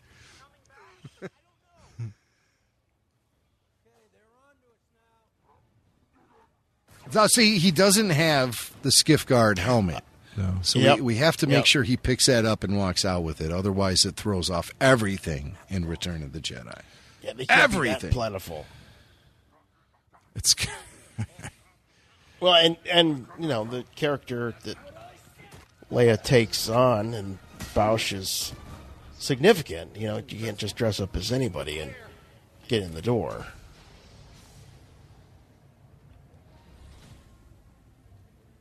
Or Lando, not Bausch. Yeah, you're confused. Character. I was confused. Is it Bausch or Boosh? Lando. A bounty hunter named Boosh.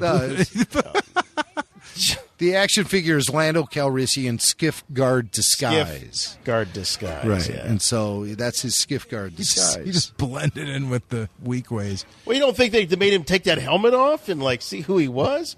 And Jabba, here's the other thing. Now that we've seen Rebels and Clone Wars, is you would think that Jabba might recognize Lando. Have they ever crossed paths? Character? But we've never seen them cross paths. Well, no, we haven't. We haven't. The Chronicles. Because he's podcasting here. This is my favorite. He's a legit Star Wars podcaster. Yeah, for sure. Mando podcast. But it's like a selfie. It's like a weird selfie. He's watching himself as he dictates this. This is so bizarre. But first, I'd like to give a shout out to Audible.com. Audible.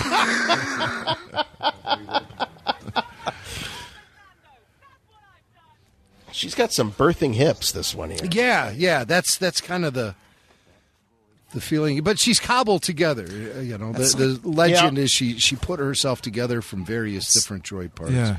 You get a lot of great astromechs here in this scene. Those droids that were added to the special edition of New Hope that were on Mos Eisley kind of had that look. Some of them. Yeah, the one that kind of bonks down that droid when they're driving through. Akamata. Well, he speaks a lot of different.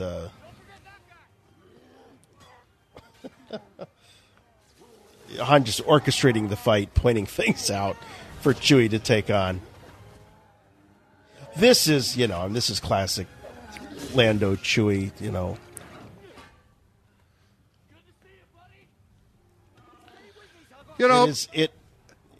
Sagwa. He says, Sagwa, keep up. Was that Han saying that, or where's Anthony Daniels? I think he's that emaciated-looking Wookiee. Where is he? Maybe he runs by in this sequence where they're all running. Come on, no. I think he's playing that Wookiee. He might, but he's not tall enough. I was watching. I'm not clear. How many Wookiees are there? Are there? It's just the two. There's just two of them. Okay. Yeah, it's just Chewie and. No, I think there's others. I think there are other Wookiees out there. Well, you never see. You never see more than. You never really see them. But if you look in the background, my initial impression was like he freed a bunch of them. But you only see, now that I see it again, you just see Chaka. I'm not sure. Now that shot where he throws the blaster to Han, there's an alternate shot where he bounces the blaster off the side of the Falcon, and then Han catches it. It's like a rebound, like a racquetball kind of thing. Oh, that was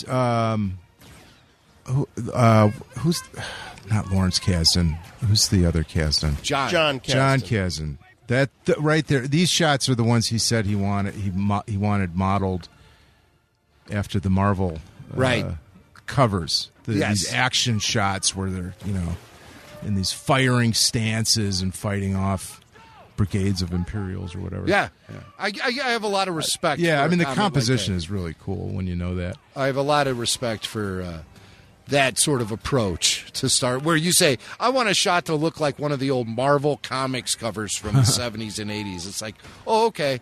I think you get it. if that's the direction we're going in, well played, sir. Well played. Oh, she's all breaking apart now. Oh, it's just so weird. This is I don't know what this. It's almost comedic, but I don't think it's supposed to be, right? I think it's does not seem to ring correct. Yeah, for me. it is. This is unintentionally funny, is what this is. But but she's right there. That's Anthony Daniels. That guy who's like this way. That is not Anthony Daniels. Yeah, I'm like all set on finding that guy in here. You know what it reminds you? Donald Glover reminds me of the old man in A Christmas Story when he's holding the leg lamp. Dude, you nailed it. I've been trying to think of what that reminded me of. Oh, that is exactly right. Oh, that is awesome. I've been trying to put my finger on what it was about that scene. That is exactly you used all the glue on purpose. And he's just so pathetic. He's like, frick around. He can't even speak anymore. Holding the fishnet stockings and stuff. I mean, it's so ridiculous. And now carries it in the backyard. Oh, that's great. I think that's what he does to awesome. L3. Yeah. The things like spasming.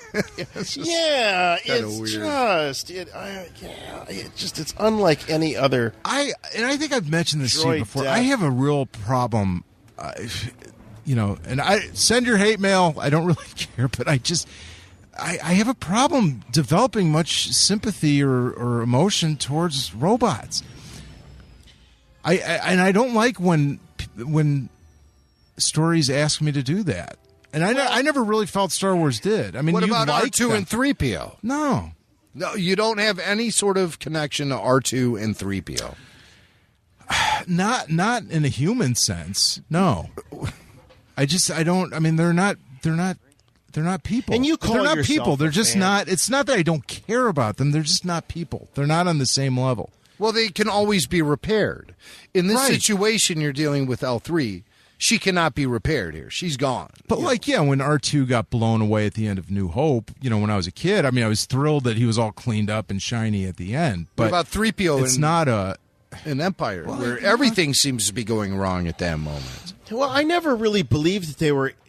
I'm kind of with you, Bill, in the sense that I never really believed they were in a whole lot of danger because they could be repaired, right? Because they could, potentially have their memory put into something else. I mean. Not that we'd ever seen that, but you kind of, as a kid in robots, you think that that's a possibility. Yeah, I felt an emotional Luke coming out with his. That is true. Yeah, he does kind of look like Luke at the end of Empire. Yeah, but I definitely felt an emotional reaction when K2SO sacrificed himself. Well, we were and it was very well done, but I don't know. At the end of the day, they're just your relationship. I think that a lot of these movies, there's a subtle commentary about our relationship with technology, and it's not, we're not really supposed to. Well, I don't know that we're supposed to equate them with humans, right. and they're tools. They're slaves. I don't think that. George ever intended the droids to be an allegory for slavery. No, and if you could, they're just if you could save a human or a droid, and you had to choose between the two, and the droid, you're say more attached to the droid. Okay, but you always have to choose the human, even if it's a stranger. I mean, to me, those things are obvious. But, right. But sometimes I see these movies, and it's like, I don't know. They seem to be coming from a different philosophy. Like they have rights just like we do, but they don't have a soul. They're just programmed.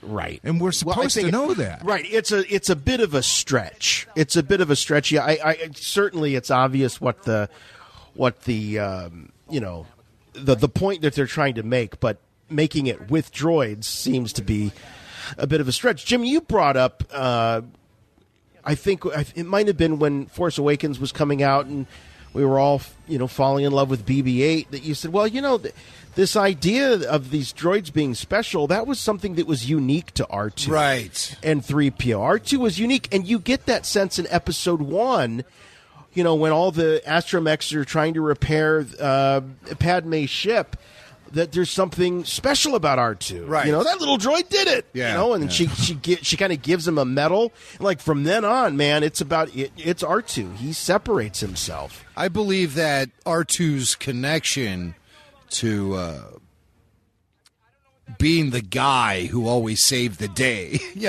and helped out people, and people respected him, and there was a relationship that Luke had with him, Anakin had with him. But Luke, more strongly than anyone, it was that connection Luke had. And I felt like it was the will of the Force kind of giving some, placing R2 in these moments. And it was very uncommon for anyone. George Lucas used to say that.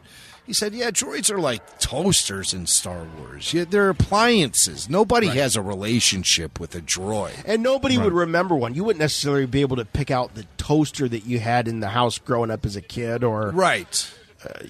That's why, that's the explanation for why Ben didn't recognize R2 when he was reunited with him out there on the desert. Or you have a relationship with it in the way that you have a relationship with a customized car. It becomes personal to you, but it's, it's your gear, it's your stuff. It's not. You're not gonna cradle it. Right. You're not going to confuse it with your grandma or anything. I mean, that's it's something you take pride in. Maybe But I think that there's a through line of like the danger of giving yourself over to technology. I mean, that's what Vader is to a large degree. He's lost his humanity to technology. He's just he's barely even human. And what is there is devoted to the image. It's a perversion. This image of this state. This empire. I mean, he's the face of it. He doesn't even have his own face anymore. He's, and I mean, if L3 is so driven on independence and liberation, why is she following Lando around in the first place? Well, she's in love with him, right? Isn't that the? Oh, I guess. The idea? She's in love with him. By the way, some of these shots that you saw just a moment ago of Kira, flying around the Falcon and putting out the fires and stuff. Very reminiscent of Carrie Fisher. They're kind of built the same way. They're both very, very petite, but they're just they have such a commanding presence on the screen, despite being diminutive. Very tough. Yeah, I really like this actress. She's from Game of Thrones. Game of Thrones. And I haven't seen that, but she looks completely different in that show, right? Yeah, right. She's blonde. Yep. She's blonde, and she's with Aquaman. And I didn't realize I had seen her. She's in a Terminator movie too. And again, Which one? Shoot, I don't know, but she plays Salvation? young Sarah Connor. Oh, okay. Well, I haven't seen that. Is it Salvation? Whatever that one is. Yeah, it wasn't very good. Young Sarah Connor. Is that the not in the TV show? Mm-mm. No, it was a movie. Show. It was the one where they had Schwarzenegger. Schwarzenegger's in it, but it's young. It's the young Schwarzenegger. They somehow recreate that. I can't even tell you what the plot is. Just time travel stuff. Listening to you describe it, I know. I just feel my franchise burnout just growing. Except for Star Wars. I still love Star Wars, don't get me wrong. Yes. The reason why I can maintain that is because I blow off all the other franchises. I only have room for one franchise in my life when it comes to films, and that's Star Wars. This is kind of an eerie, the atmosphere they create, very, very eerie. The red lighting, and that's something we haven't seen on the Falcon before. The emergency lights. Red alert. Yeah, yeah. Look, they're all the lights. That's right out of Episode 1. Yeah, right. Yeah. Where's Jar Jar freaking out? There's always a bigger fish. Always a bigger fish. They turn the lights on, and it's right there. This is a giant octopus, right? Well, is that basically what this is? Yeah, I mean, it's something like that. The Maw monster. I don't know if it's in the visual guide here. If you get a better look at what that creature is, they show some pre-visual. I can't even speak. Pre-visla? It's just some previs. Let's just say previs. I still can't say it. But they show that in the making of, in the bonus stuff. There's a whole thing about the maw in there, and they show you some previs that really gives you a greater look at what that thing actually. Oh, it's kind of jellyfish-like. Kind of, yeah. Kind of, and you see all the eyes there. That's a good look at it right there. This is, of course, where we get the forked look of the Falcon. As he drops whatever that, what is that, the escape pod? Yeah, well, he mentions that at the beginning. It was a modification he did. Yeah. Right? Yeah. He added an escape pod to the... It's like his safe room. Yeah. They call it the auxiliary ship. Mm. Now, when I saw this the first time, and Beckett goes off to do this, I thought, oh, this is it. He's going to sabotage. Oh, I see. You thought he was going to get... No, I thought he was smoked here. Okay. See, I wasn't sure about Beckett. I think I might have thought he was going to do something underhanded here. I sometimes, when I'm watching movies like this, I mean, you have this coaxium business and how it all works and what they're... I mean, it's the whole... I guess it's the MacGuffin of the movie. Right. I have to admit, and I feel like kind of a dummy admitting it, but I never understand all that stuff until I see movies like 2 or 3 times. Because I'm with you. I usually just kind of let it, wash over me, and I'm more interested in other things, I guess. But yes, some of this stuff I tend to ignore. But then you go back and you think, oh, okay, now I get it. It's actually kind of clever the way they put all this together. Yeah, but I mean. So, as an explanation for the Kessel Run, you guys were saying this that left you a little. I thought it was going to be a race. I thought it was going to be like the pod race, and that that was one of the ways that Han was going to make his reputation. Was knowing the way George is such a big fan of. Racing, that's what the Kessel Run was a big race, and there were competitors. I didn't realize it was some sort of mark of great navigation or computation or whatever. I thought it was just all about speed. I'll never forget my dad watching that, watching A New Hope with my dad. That was one of those lines that he got a big kick out of.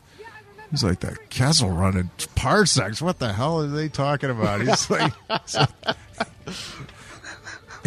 he's like, Harrison Ford doesn't know what he's talking about, does he, Billy? I actually tried to explain it to him, which was a mistake. Because he's like, put it back on, would you? I don't care. And so I told you, Bill hits the pause button. When I think that was a pause. And then the Kessel Run though was portrayed in other things. So I seem to remember a comic that it was like the Kessels were creatures. It was like they gathered. It was about how many creatures they can gather or something. Do you remember? No, I don't remember that one. I should remember. Maybe I'm not even remembering that correctly. I do know the Expanded Universe and the Jedi Academy books by Kevin J. Anderson. They portrayed the Kessel system is being surrounded by a bunch of space anomalies and black holes, and there was all sort of weird gravitational pull, and there was a maw. And you could navigate your way into the maw, and that's actually within the maw itself was where the Empire was creating their prototype Death Star. So they built the structure of the Death Star, like the skeletal structure of it, inside the maw. I see. And that prototype continued to exist even years after the Empire was defeated. This is according to the Expanded Universe. And so to navigate your way to the planet Kessel, though, you had to find your way through these clusters of black holes and other weirdness in space. And so it's kind of similar. It's kind of similar. Does Glover look like does he kind of have a Theo Huxtable vibe when he's wearing that Gordon Gartrell shirt? In the Cosby Show. Do you remember that episode of the Cosby Show when he wanted that designer shirt Okay. I cannot help you. I didn't watch the show. I cannot help you with the Cosby Cosby Show somebody references. out there's listening to this and howling right now. Cosby Show references. Can't help you there, pal. Oh, man. Yeah. Delivered, so you will get paid. You buy that shit. No, that's not what I'm asking.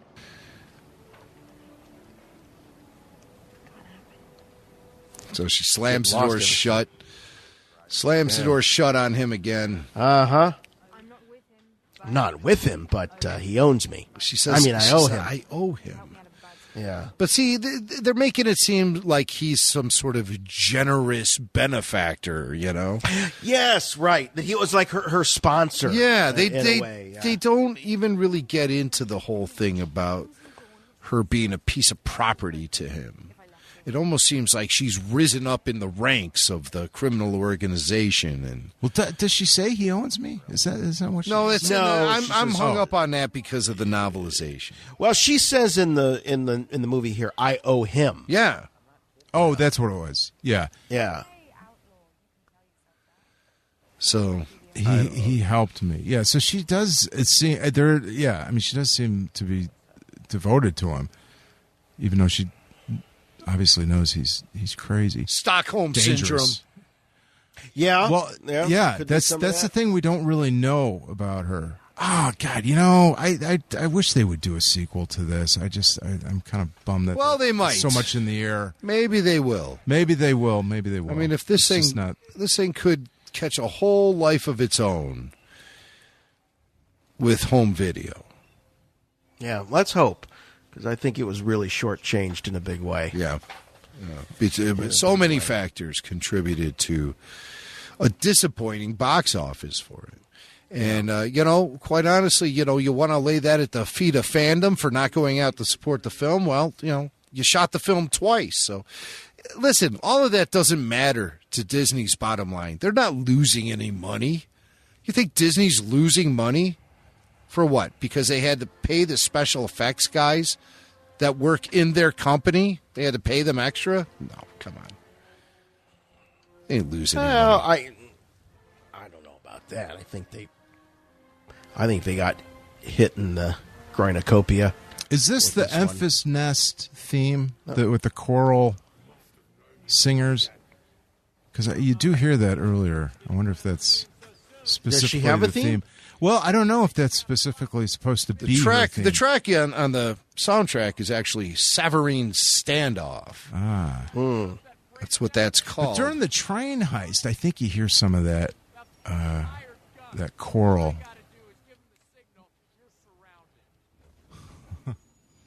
It's a motive, It's there. There they go. Lando out.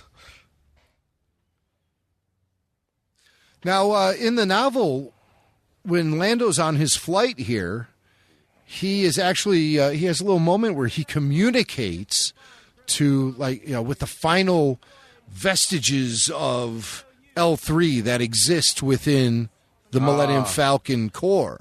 But then her essence, her personality and all that eventually gets completely absorbed by the Falcon computer. And she just becomes part of the whole. She gives herself over. Yeah. So any idea that oh, it's Maya Rudolph from Saturday Night Live. She does look a little like a young Maya Rudolph. But any idea that in the future Han could start communicating with L3 via the Falcon's computer or what have you, or anyone else could, I think that's off the table now. Yeah. Right, yes. They needed to do that because otherwise it'd be, why isn't the Falcon this, sassy, wisecracking, droid rights advocate? Sassy, wisecracking Millennium Falcon. It's like the old. What you talking about, Chewbacca? The old Mr. Microphone commercials. Hey, good looking. We'll be back to pick you up later. The Falcon just cruises off. It's like Speed Buggy. Yeah. Oh, see now I was so confused by this. I didn't real. Yes, Bill, I remember what this you is did one of here. these. Well, it looks like the Death Star. It sure does, and it doesn't look like the it looks Crimson different than Dawn the symbol that we've symbols seeing, that we've been seeing. And I don't. Did they even say it was a Crimson Dawn symbol until later? So I didn't even know. I thought like she's talking. I'm like, oh my god! So they're all this funding must be going towards the Death Star construction. No, but there is no Death Star. Well, that's in this. Hence point my of the confusion. Timeline, like what? Well, that's not true. That's not true. There is a Death Star at the end of Revenge of the Sith. Yeah. Well, I guess the thing is under construction. You can say it's under construction, but it wouldn't be out terrorizing the galaxy. Hasn't revealed itself. Well, where does this square with? It's the not timeline functional. It's not functional till Rogue One, and this film I believe takes place like 10 years prior. Okay. 10 years, I want to say, prior to A New Hope. You notice all these 10 years prior. Is it that long? Yeah, to A New Hope, yeah. But not Rogue One. Did you notice all these... Rogue One happens right before A New Hope. Well, right, you're right. All these pillars have these hooks on them. Have you noticed that? They have hooks. Yeah, at the top. There's like these little eye hooks at the top of each of these. See? Oh, yeah. What is That's that? probably from when the crane dropped off the props on the set. They're like, oh, we forgot to paint those That's out. got to be intentional, right? Don't worry, no one's going to notice. Little eye hooks. I'd probably have to see the movie 100 times before I ever zeroed in on those little eye hooks. Yeah. It's from the crane dropping off I saw that thing. right away, man. Those my eye eyes hooks. pick up those hooks. Yeah. Well, hey, listen, if those dice from the Millennium Falcon could be featured so much in the last two Star Wars films, these little weird spikes with the eye hooks will probably get their own spin-off film. Now, what if Han would have said, "Yeah, I'll come with you"? Here at this point, yeah, you're right. Let's leave. Let's leave this place. I think Beckett would have had to take him out because this is all a ruse. This is Beckett getting clear so he can come back. Right. Yeah. And Han takes the whole thing on face value too about the gangster on Tatooine. You know, why would Beckett tell him the truth about anything if he's BSing him the whole way through? Here, he tells him, find me on Tatooine. What? I think that's how really good liars operate. I think there's always an element of truth to it. Yeah. I still got some debts to pay before I can head back to Gleon Psalm and get into the Valley Court. Yeah. So, obviously, we're talking about Jabba the Hutt here. Which I love the build-up to it, but like Bill was just saying, it just makes me crazy that there's no payoff to some of this stuff. Well, not yet. Well, not yet. Doesn't seem likely. But this is when we thought they were on their honeymoon and Chewie was carrying the luggage. Yeah. When we saw the trailer. There's the Hilton back there in the background. Check into the bridal suite. I think Matt Wood also voices this guy, Tote, from... Is that a Raiders homage? Obviously. Remember, Lawrence Kasdan wrote Raiders. Oh, yeah, sure. Yeah. Now, where's Han's gun at this point? He just checked it in. Oh, no, he shows that he doesn't have it's it. in the case. He has it hidden. Oh, that's right. It's in the coaxium That's case. right. Yep. That's right. Yeah. She's very amused by him, but realizes that he doesn't know. He doesn't know what she's been through. He doesn't know what she knows, certainly. And I don't think she's going to let him get in the way. I think she would take both these guys out if she had to.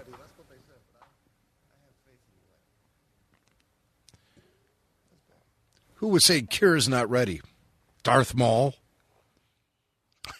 I mean, who else is, he confiding in? Yeah, right. And Darth Maul clearly is aware of who Kira is. The novel. Well, the novel says that she's not aware of who he is. Right. Though. Well, she knows that he's the leader of the Crimson Dawn. She's only seen him once before, cloak with a hood up. Ah, okay. She's never seen his face until she eventually makes contact with him.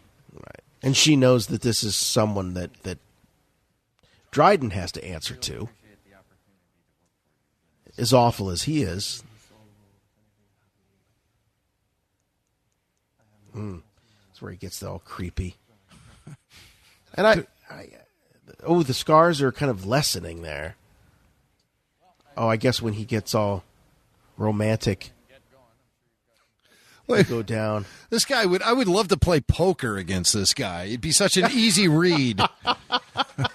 Yeah, it's written all over your face, literally. It's like, you're bluffing. I can totally tell you. Those little lines on your face get all red every time. Well, that new Black Series figure, you can color changing. Oh, it looks like that was cut out perfectly for his blaster. Custom job.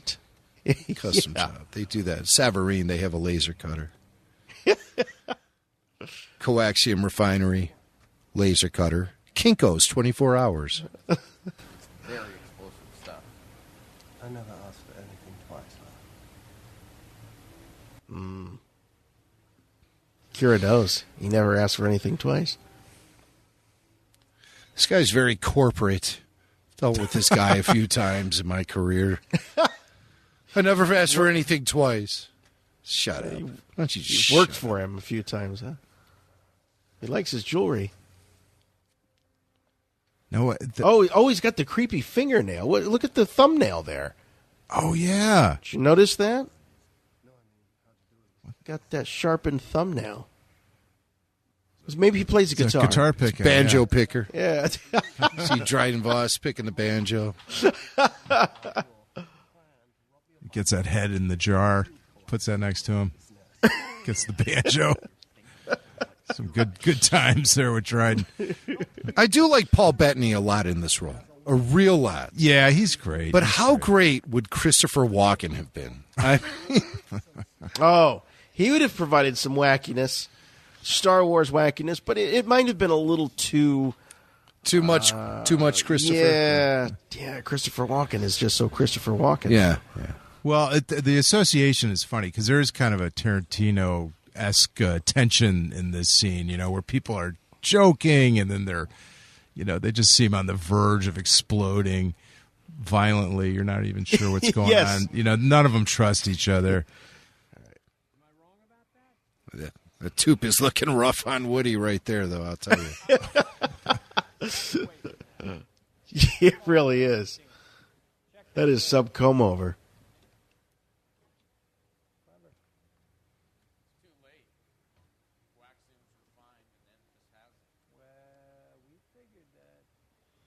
And just keeping an eye on that gun just to make sure that Han ends up with it.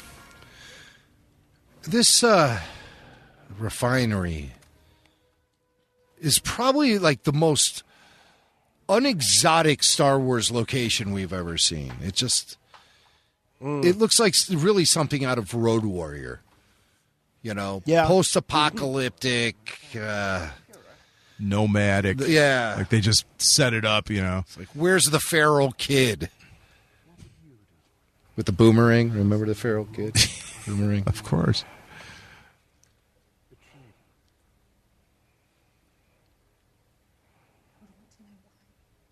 I still,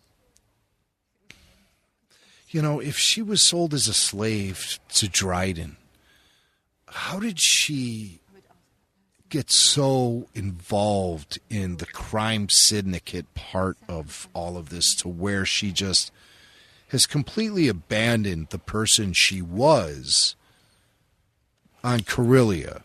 I mean, what is the time difference? How long was Han in the Imperial Navy? Couldn't have been too long before he got. Well, we know at least 3 years, right? Yeah. Okay, 3 years. Because they give us that. They're separated for 3 years. Okay, a lot can happen in 3 years. I get that. Yeah.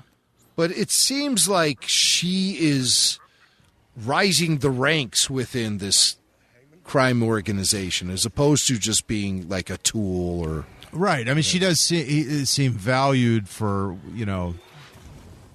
capable her skills that she provides, the work that she does, Ooh, Greedo. So it's more like somehow What, Jason? I was going to say, somehow they robbed Greedo of his color here. Orange Greedo. Orange Greedo. Yeah. He's orange now. But it's a little fleshy orange. It's he's not exotic orange. I think it's a good orange. It's kind of like it's he like could use starfish orange. It's bright though, right? They don't have to make everything different. It's Greedo. It's a Rhodian. Just make him green. I like the orange Greedo. I'm sorry, I like him. I think it's a cop out. I don't think it's that's a cop how they out. are in southern Greedo land. Yeah, in southern Greedo. Rhodia. Southern Hemisphere Rhodia. We just call them all Greedo. They're Greedos. Greedos. Speaking of Greedos, Woody's just betraying everybody here. Well, he's a businessman, Yeah, right. He's going after the best deal here, and yep.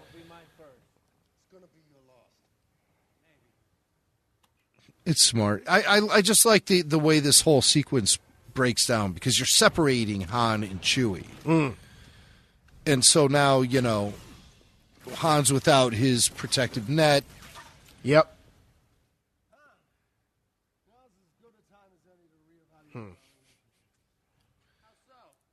Han now is as good a time as any to reevaluate our relationship. That probably would have added another 20 minutes onto this film if Christopher Walken had played Dryden Voss.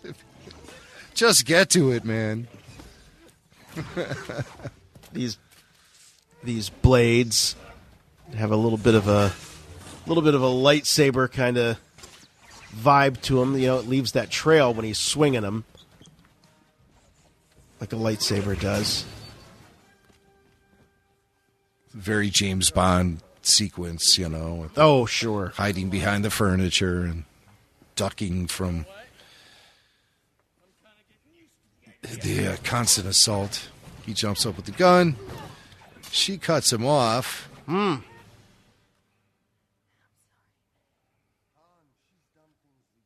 So yeah, it's hard to kind of keep it all together now. It's like why doesn't she just kill him and run away with Han? I mean, that's where it's all going because you're thinking like Han is. You don't know the whole story. But she's obviously more committed to the cause of Crimson Dawn than she is in reliving her past. Yep. With her slavery boyfriend. Yeah. She turns on him. Oh, stabs him with his own thing. Oh, yeah. I love that. Right in the heart. And Han's like, I'm ready to go now. Oh. Yeah. Oh, okay. Well, then. Well, now the scars go away. Oh, he's not feeling anything. It's like a mood ring. Yeah. I guess I don't need this blaster anymore. I was disappointed that Han didn't kill Dryden Voss. But I realized it's so much more satisfying having Kira do it when you start to dig deeper into the story. Well, and he's got a pretty major kill coming up. Yeah, right. How much blood are you going to put on his hands? Good point. To where he's still one of the good guys. The good guy. She's telegraphing this. Go to Chewbacca. He needs you, and you're going to need him. And it's like, come on. Yeah. Now, I had complained about the whole idea, the concept of Chewbacca serving a life debt to Han, that had been thrown out the window, and received some feedback about it. And a lot of people brought up the point that this film does really, put it out there that these people are all fighting slavery in a life of oppression, and to have Chewbacca pledge this life debt to Han would just be placing Chewbacca in another level of servitude, of slavery. But I've always felt that the Wookiee life debt was more of a sacred thing that rarely gets to, it's like a sacrament that actually rarely ever comes into play. And when it does, it's a very special thing. You know, it's a Wookiee bonding with someone outside of the Wookiee family or tribes, however you want to choice. Do it. Yeah, and right? it's purely by choice, and it is to, you know, to work together with someone to you know. I don't want to get into it too much now with Darth Maul popping up on the screen. I'm sure we have things to say. But I was looking at it. It wasn't like I was never looked at the Wookiee life debt as a slavery sort of thing. I looked at it as more of a sacred Wookiee ritualistic sacramental thing. Yeah, I mean, it's like a vow. I mean, you know, if you take a vow, I mean, you know, obviously Han and Chewie don't have this type of vow, but if they're married, you know, is that slavery? I guess, I mean, I don't know. I guess some people would say so, but I don't know. The way I think about it is that that's your choice. Okay, so this takes me back to Ohio. Jim was this is too much. Shocked. This is still kind of too much to handle. I don't think I'm ever going to forget sitting next to you, and it's just what is going on with this Maul? What happened? Maul's here now. It's Maul. It is Maul. He's fired up the lightsaber and everything. That's Ray Park. And yeah. I still am trying to figure this out. He really brandishes that lightsaber there, doesn't he? I mean, you know, it was just the timing with Star Wars Rebels just killing off Darth Maul. And then to bring him back now again, and I know it's, you know, a different placement on the timeline and everything. I don't need to be explained that. It's just, you know, trying to come to terms with all that as it's popping up unexpectedly on you like that. What it does, at least for me, it opens up the possibility of potentially a Vader versus Maul duel somewhere down the line because they're both active in this part of the timeline.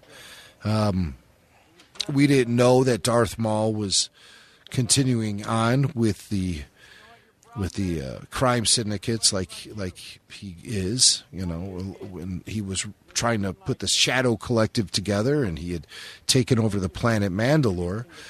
He eventually came into custody by the Empire and Palpatine, Sidious.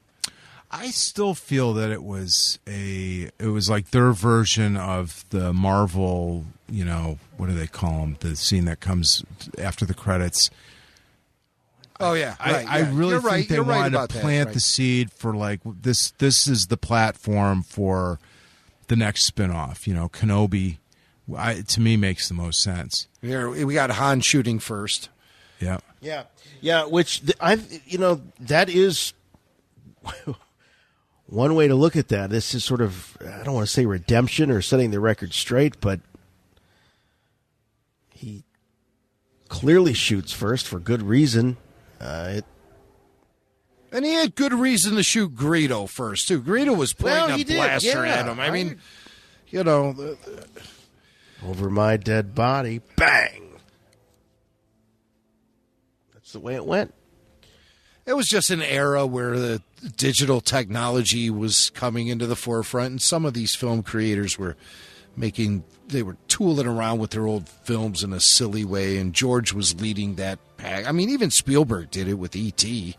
They had cops walking around with walkie-talkies instead of firearms. And yeah, there's some touch-ups in American Graffiti. And THX was revisited. Pals, me, you, pals. I love the design of that ship of Voss's, that yacht. I really like cool. That is very cool. Yeah. Has a good Star Wars feel to it, and yet it's something we've never seen before. Right. I love it. Here we are back at the Road Warrior camp. Where's Mad Max? They're all wondering if she there she is. Bring back the fuel. She said it wasn't Maya Rudolph. There's Warwick, along with 2 tubes. Mad Maxine. And then That's her little kid then. So she's older than 16 then, right? Well, maybe. Well, she could. That little kid could just be part of the tribe. Oh yeah, right. Her. Okay. Well, and she does mention earlier that she inherited that suit from her mother. Right. Yes. Her mom. That could be the a mask. sister. You know, that could be a sister, right? Could be a little sister. Holy crap! And there's a scene in the novelization where she meets Saw Gerrera and young actually, Jin. she passes off the coaxium to Saw and Jin. Ah, yeah, interesting. Which really would have been a very cool scene to add to the film, wouldn't it? Yeah, to have gotten. Talking about creating some linkage between these. That these would have been films. great. Yeah. Don't hold your breath, kid. I like how he calls her kid. Yep, because there you get the Now he's the one passing on the knowledge because he's taken Beckett out. So now he's the new Beckett in a sense. He's learned his lessons.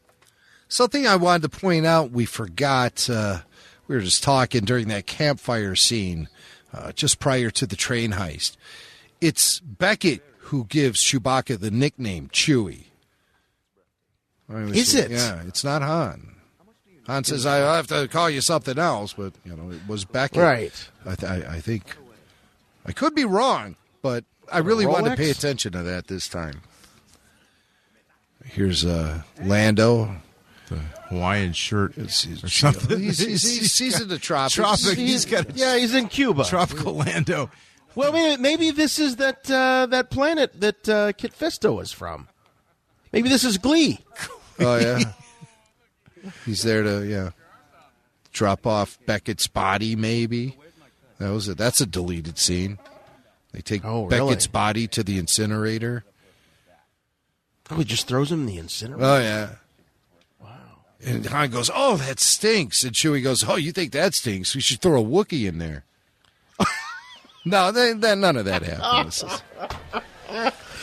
I'm thinking about in Quantum of Solace when Bond throws Mathis into the dumpster. Oh, right. Oh, well. That kind of thing. Yeah. You don't get that cold-hearted with Star Wars. Oh, look, you have a Twi'lek sitting next to her. Or Twi'lek. I didn't notice. Twi'lek, I say Twi'lek. I think I say Twi'lek normally, but I think I said Twi'lek for some reason. Every once in a while, I flash back to my old EU days where I was just reading this stuff and not talking about it. See, and this is another reason why I so much would love to see another movie with these guys, because I don't want it thought of as like this was the last time they saw each other until Han went to Cloud City. It's just so unsatisfactory to me that these guys wouldn't have more of a relationship, other stories, other adventures together, where they build up that camaraderie. Yeah. And leave on a note that makes a little bit more sense so that when they do see each other and Lando does the, why you slimy double-crossing, it doesn't seem to flow out of this scene exactly. It does. I think it does. Do you? Yeah, because he took the, Yeah. I mean, they do talk about winning the ship. I mean, that does seem to be a fresh memory, I guess. I think their last encounter. I would like to think they have more of a history together. Of course, Lando brings up the Battle of Tanab, so that must have been something that they did together. It could have been something they experienced as members of the Rebel Alliance, but I thought that happened. And the dice gets the final shot. That's those crazy dice. Oh, my God. Well, I thought the Battle of Tanab would have happened while Han was frozen. Like in between Empire and Jedi, right? It could have, but he mentions it to Han. Like Han had a familiarity with it. Well, I must have heard about my little maneuver at the Battle of Tanab. Yeah. Well, I shouldn't do that, Bill, when you're here. Right? He was almost insinuating it could have been Han. Han might have been the guy who mentioned... Right. This guy at the Tanab, he was just out of his mind. He made this maneuver that... Well, I made a maneuver, all right. Yeah, I was going to say, Tanab was his girlfriend. Yeah. Yes. But all in all, really satisfying. Every time I see Alden, he's growing on me more and more as Han Solo. There were times, though, as I was listening to the audiobook of the novelization, when they mentioned Han, I was picturing Harrison. There were certain times, I do admit. Maybe it's just because Mark Thompson did the narration, and he's done so many Star Wars novels, and just hearing his voice mention Han, I've kind of conditioned myself to always think of Harrison Ford. But, for the most part, I think he owns it. Toby Hefferman, associate producer Toby Hefferman, wasn't he on The Office? Wasn't he like the head of HR on The Office? Toby Heffernan. Oh, Heffernan, yeah. Heffernan. Close. Okay. Very close. No relation. Well, this has been a blast, gentlemen. What a great time. I think it's fitting, given that we all saw this film for the first time together, to actually lay down the official Rebel Force Radio audio commentary to Solo as this trio. It was a lot of fun. Yeah, man. I'm ready to hit the streets. Do some man on the street interviews. Let's see what I don't know, man. I'm just looking for some booze. well, Dark Vader. He made out okay, but he didn't get there without some Star Wars talk. That was the price. That's the price you pay when we're on the streets of Cleveland after midnight. Yep. Well, great time. Well, it was just so much fun, and I'm with you guys. I think every time I see it, it gets better. Not that I didn't like it at first, but it just seems to fall into the whole canon of the Star Wars saga for me. Alden, Donald Glover, even Woody Harrelson, and I was kind of incredulous about his casting at first, but he really makes that character come alive. I don't think that Dryden Voss is the most charismatic or memorable Star Wars villain, but Paul Bettany does really well with what was given to him, the role that was given to him. And and I love Kira. Kira just adds to that selection of these great characters, and I buy her the whole time as being part of this universe. And you get a lot of fun, cool new Star Wars designs, like Han's speeder at the beginning of the film, or that crazy TIE fighter that was chasing the Falcon through the maw.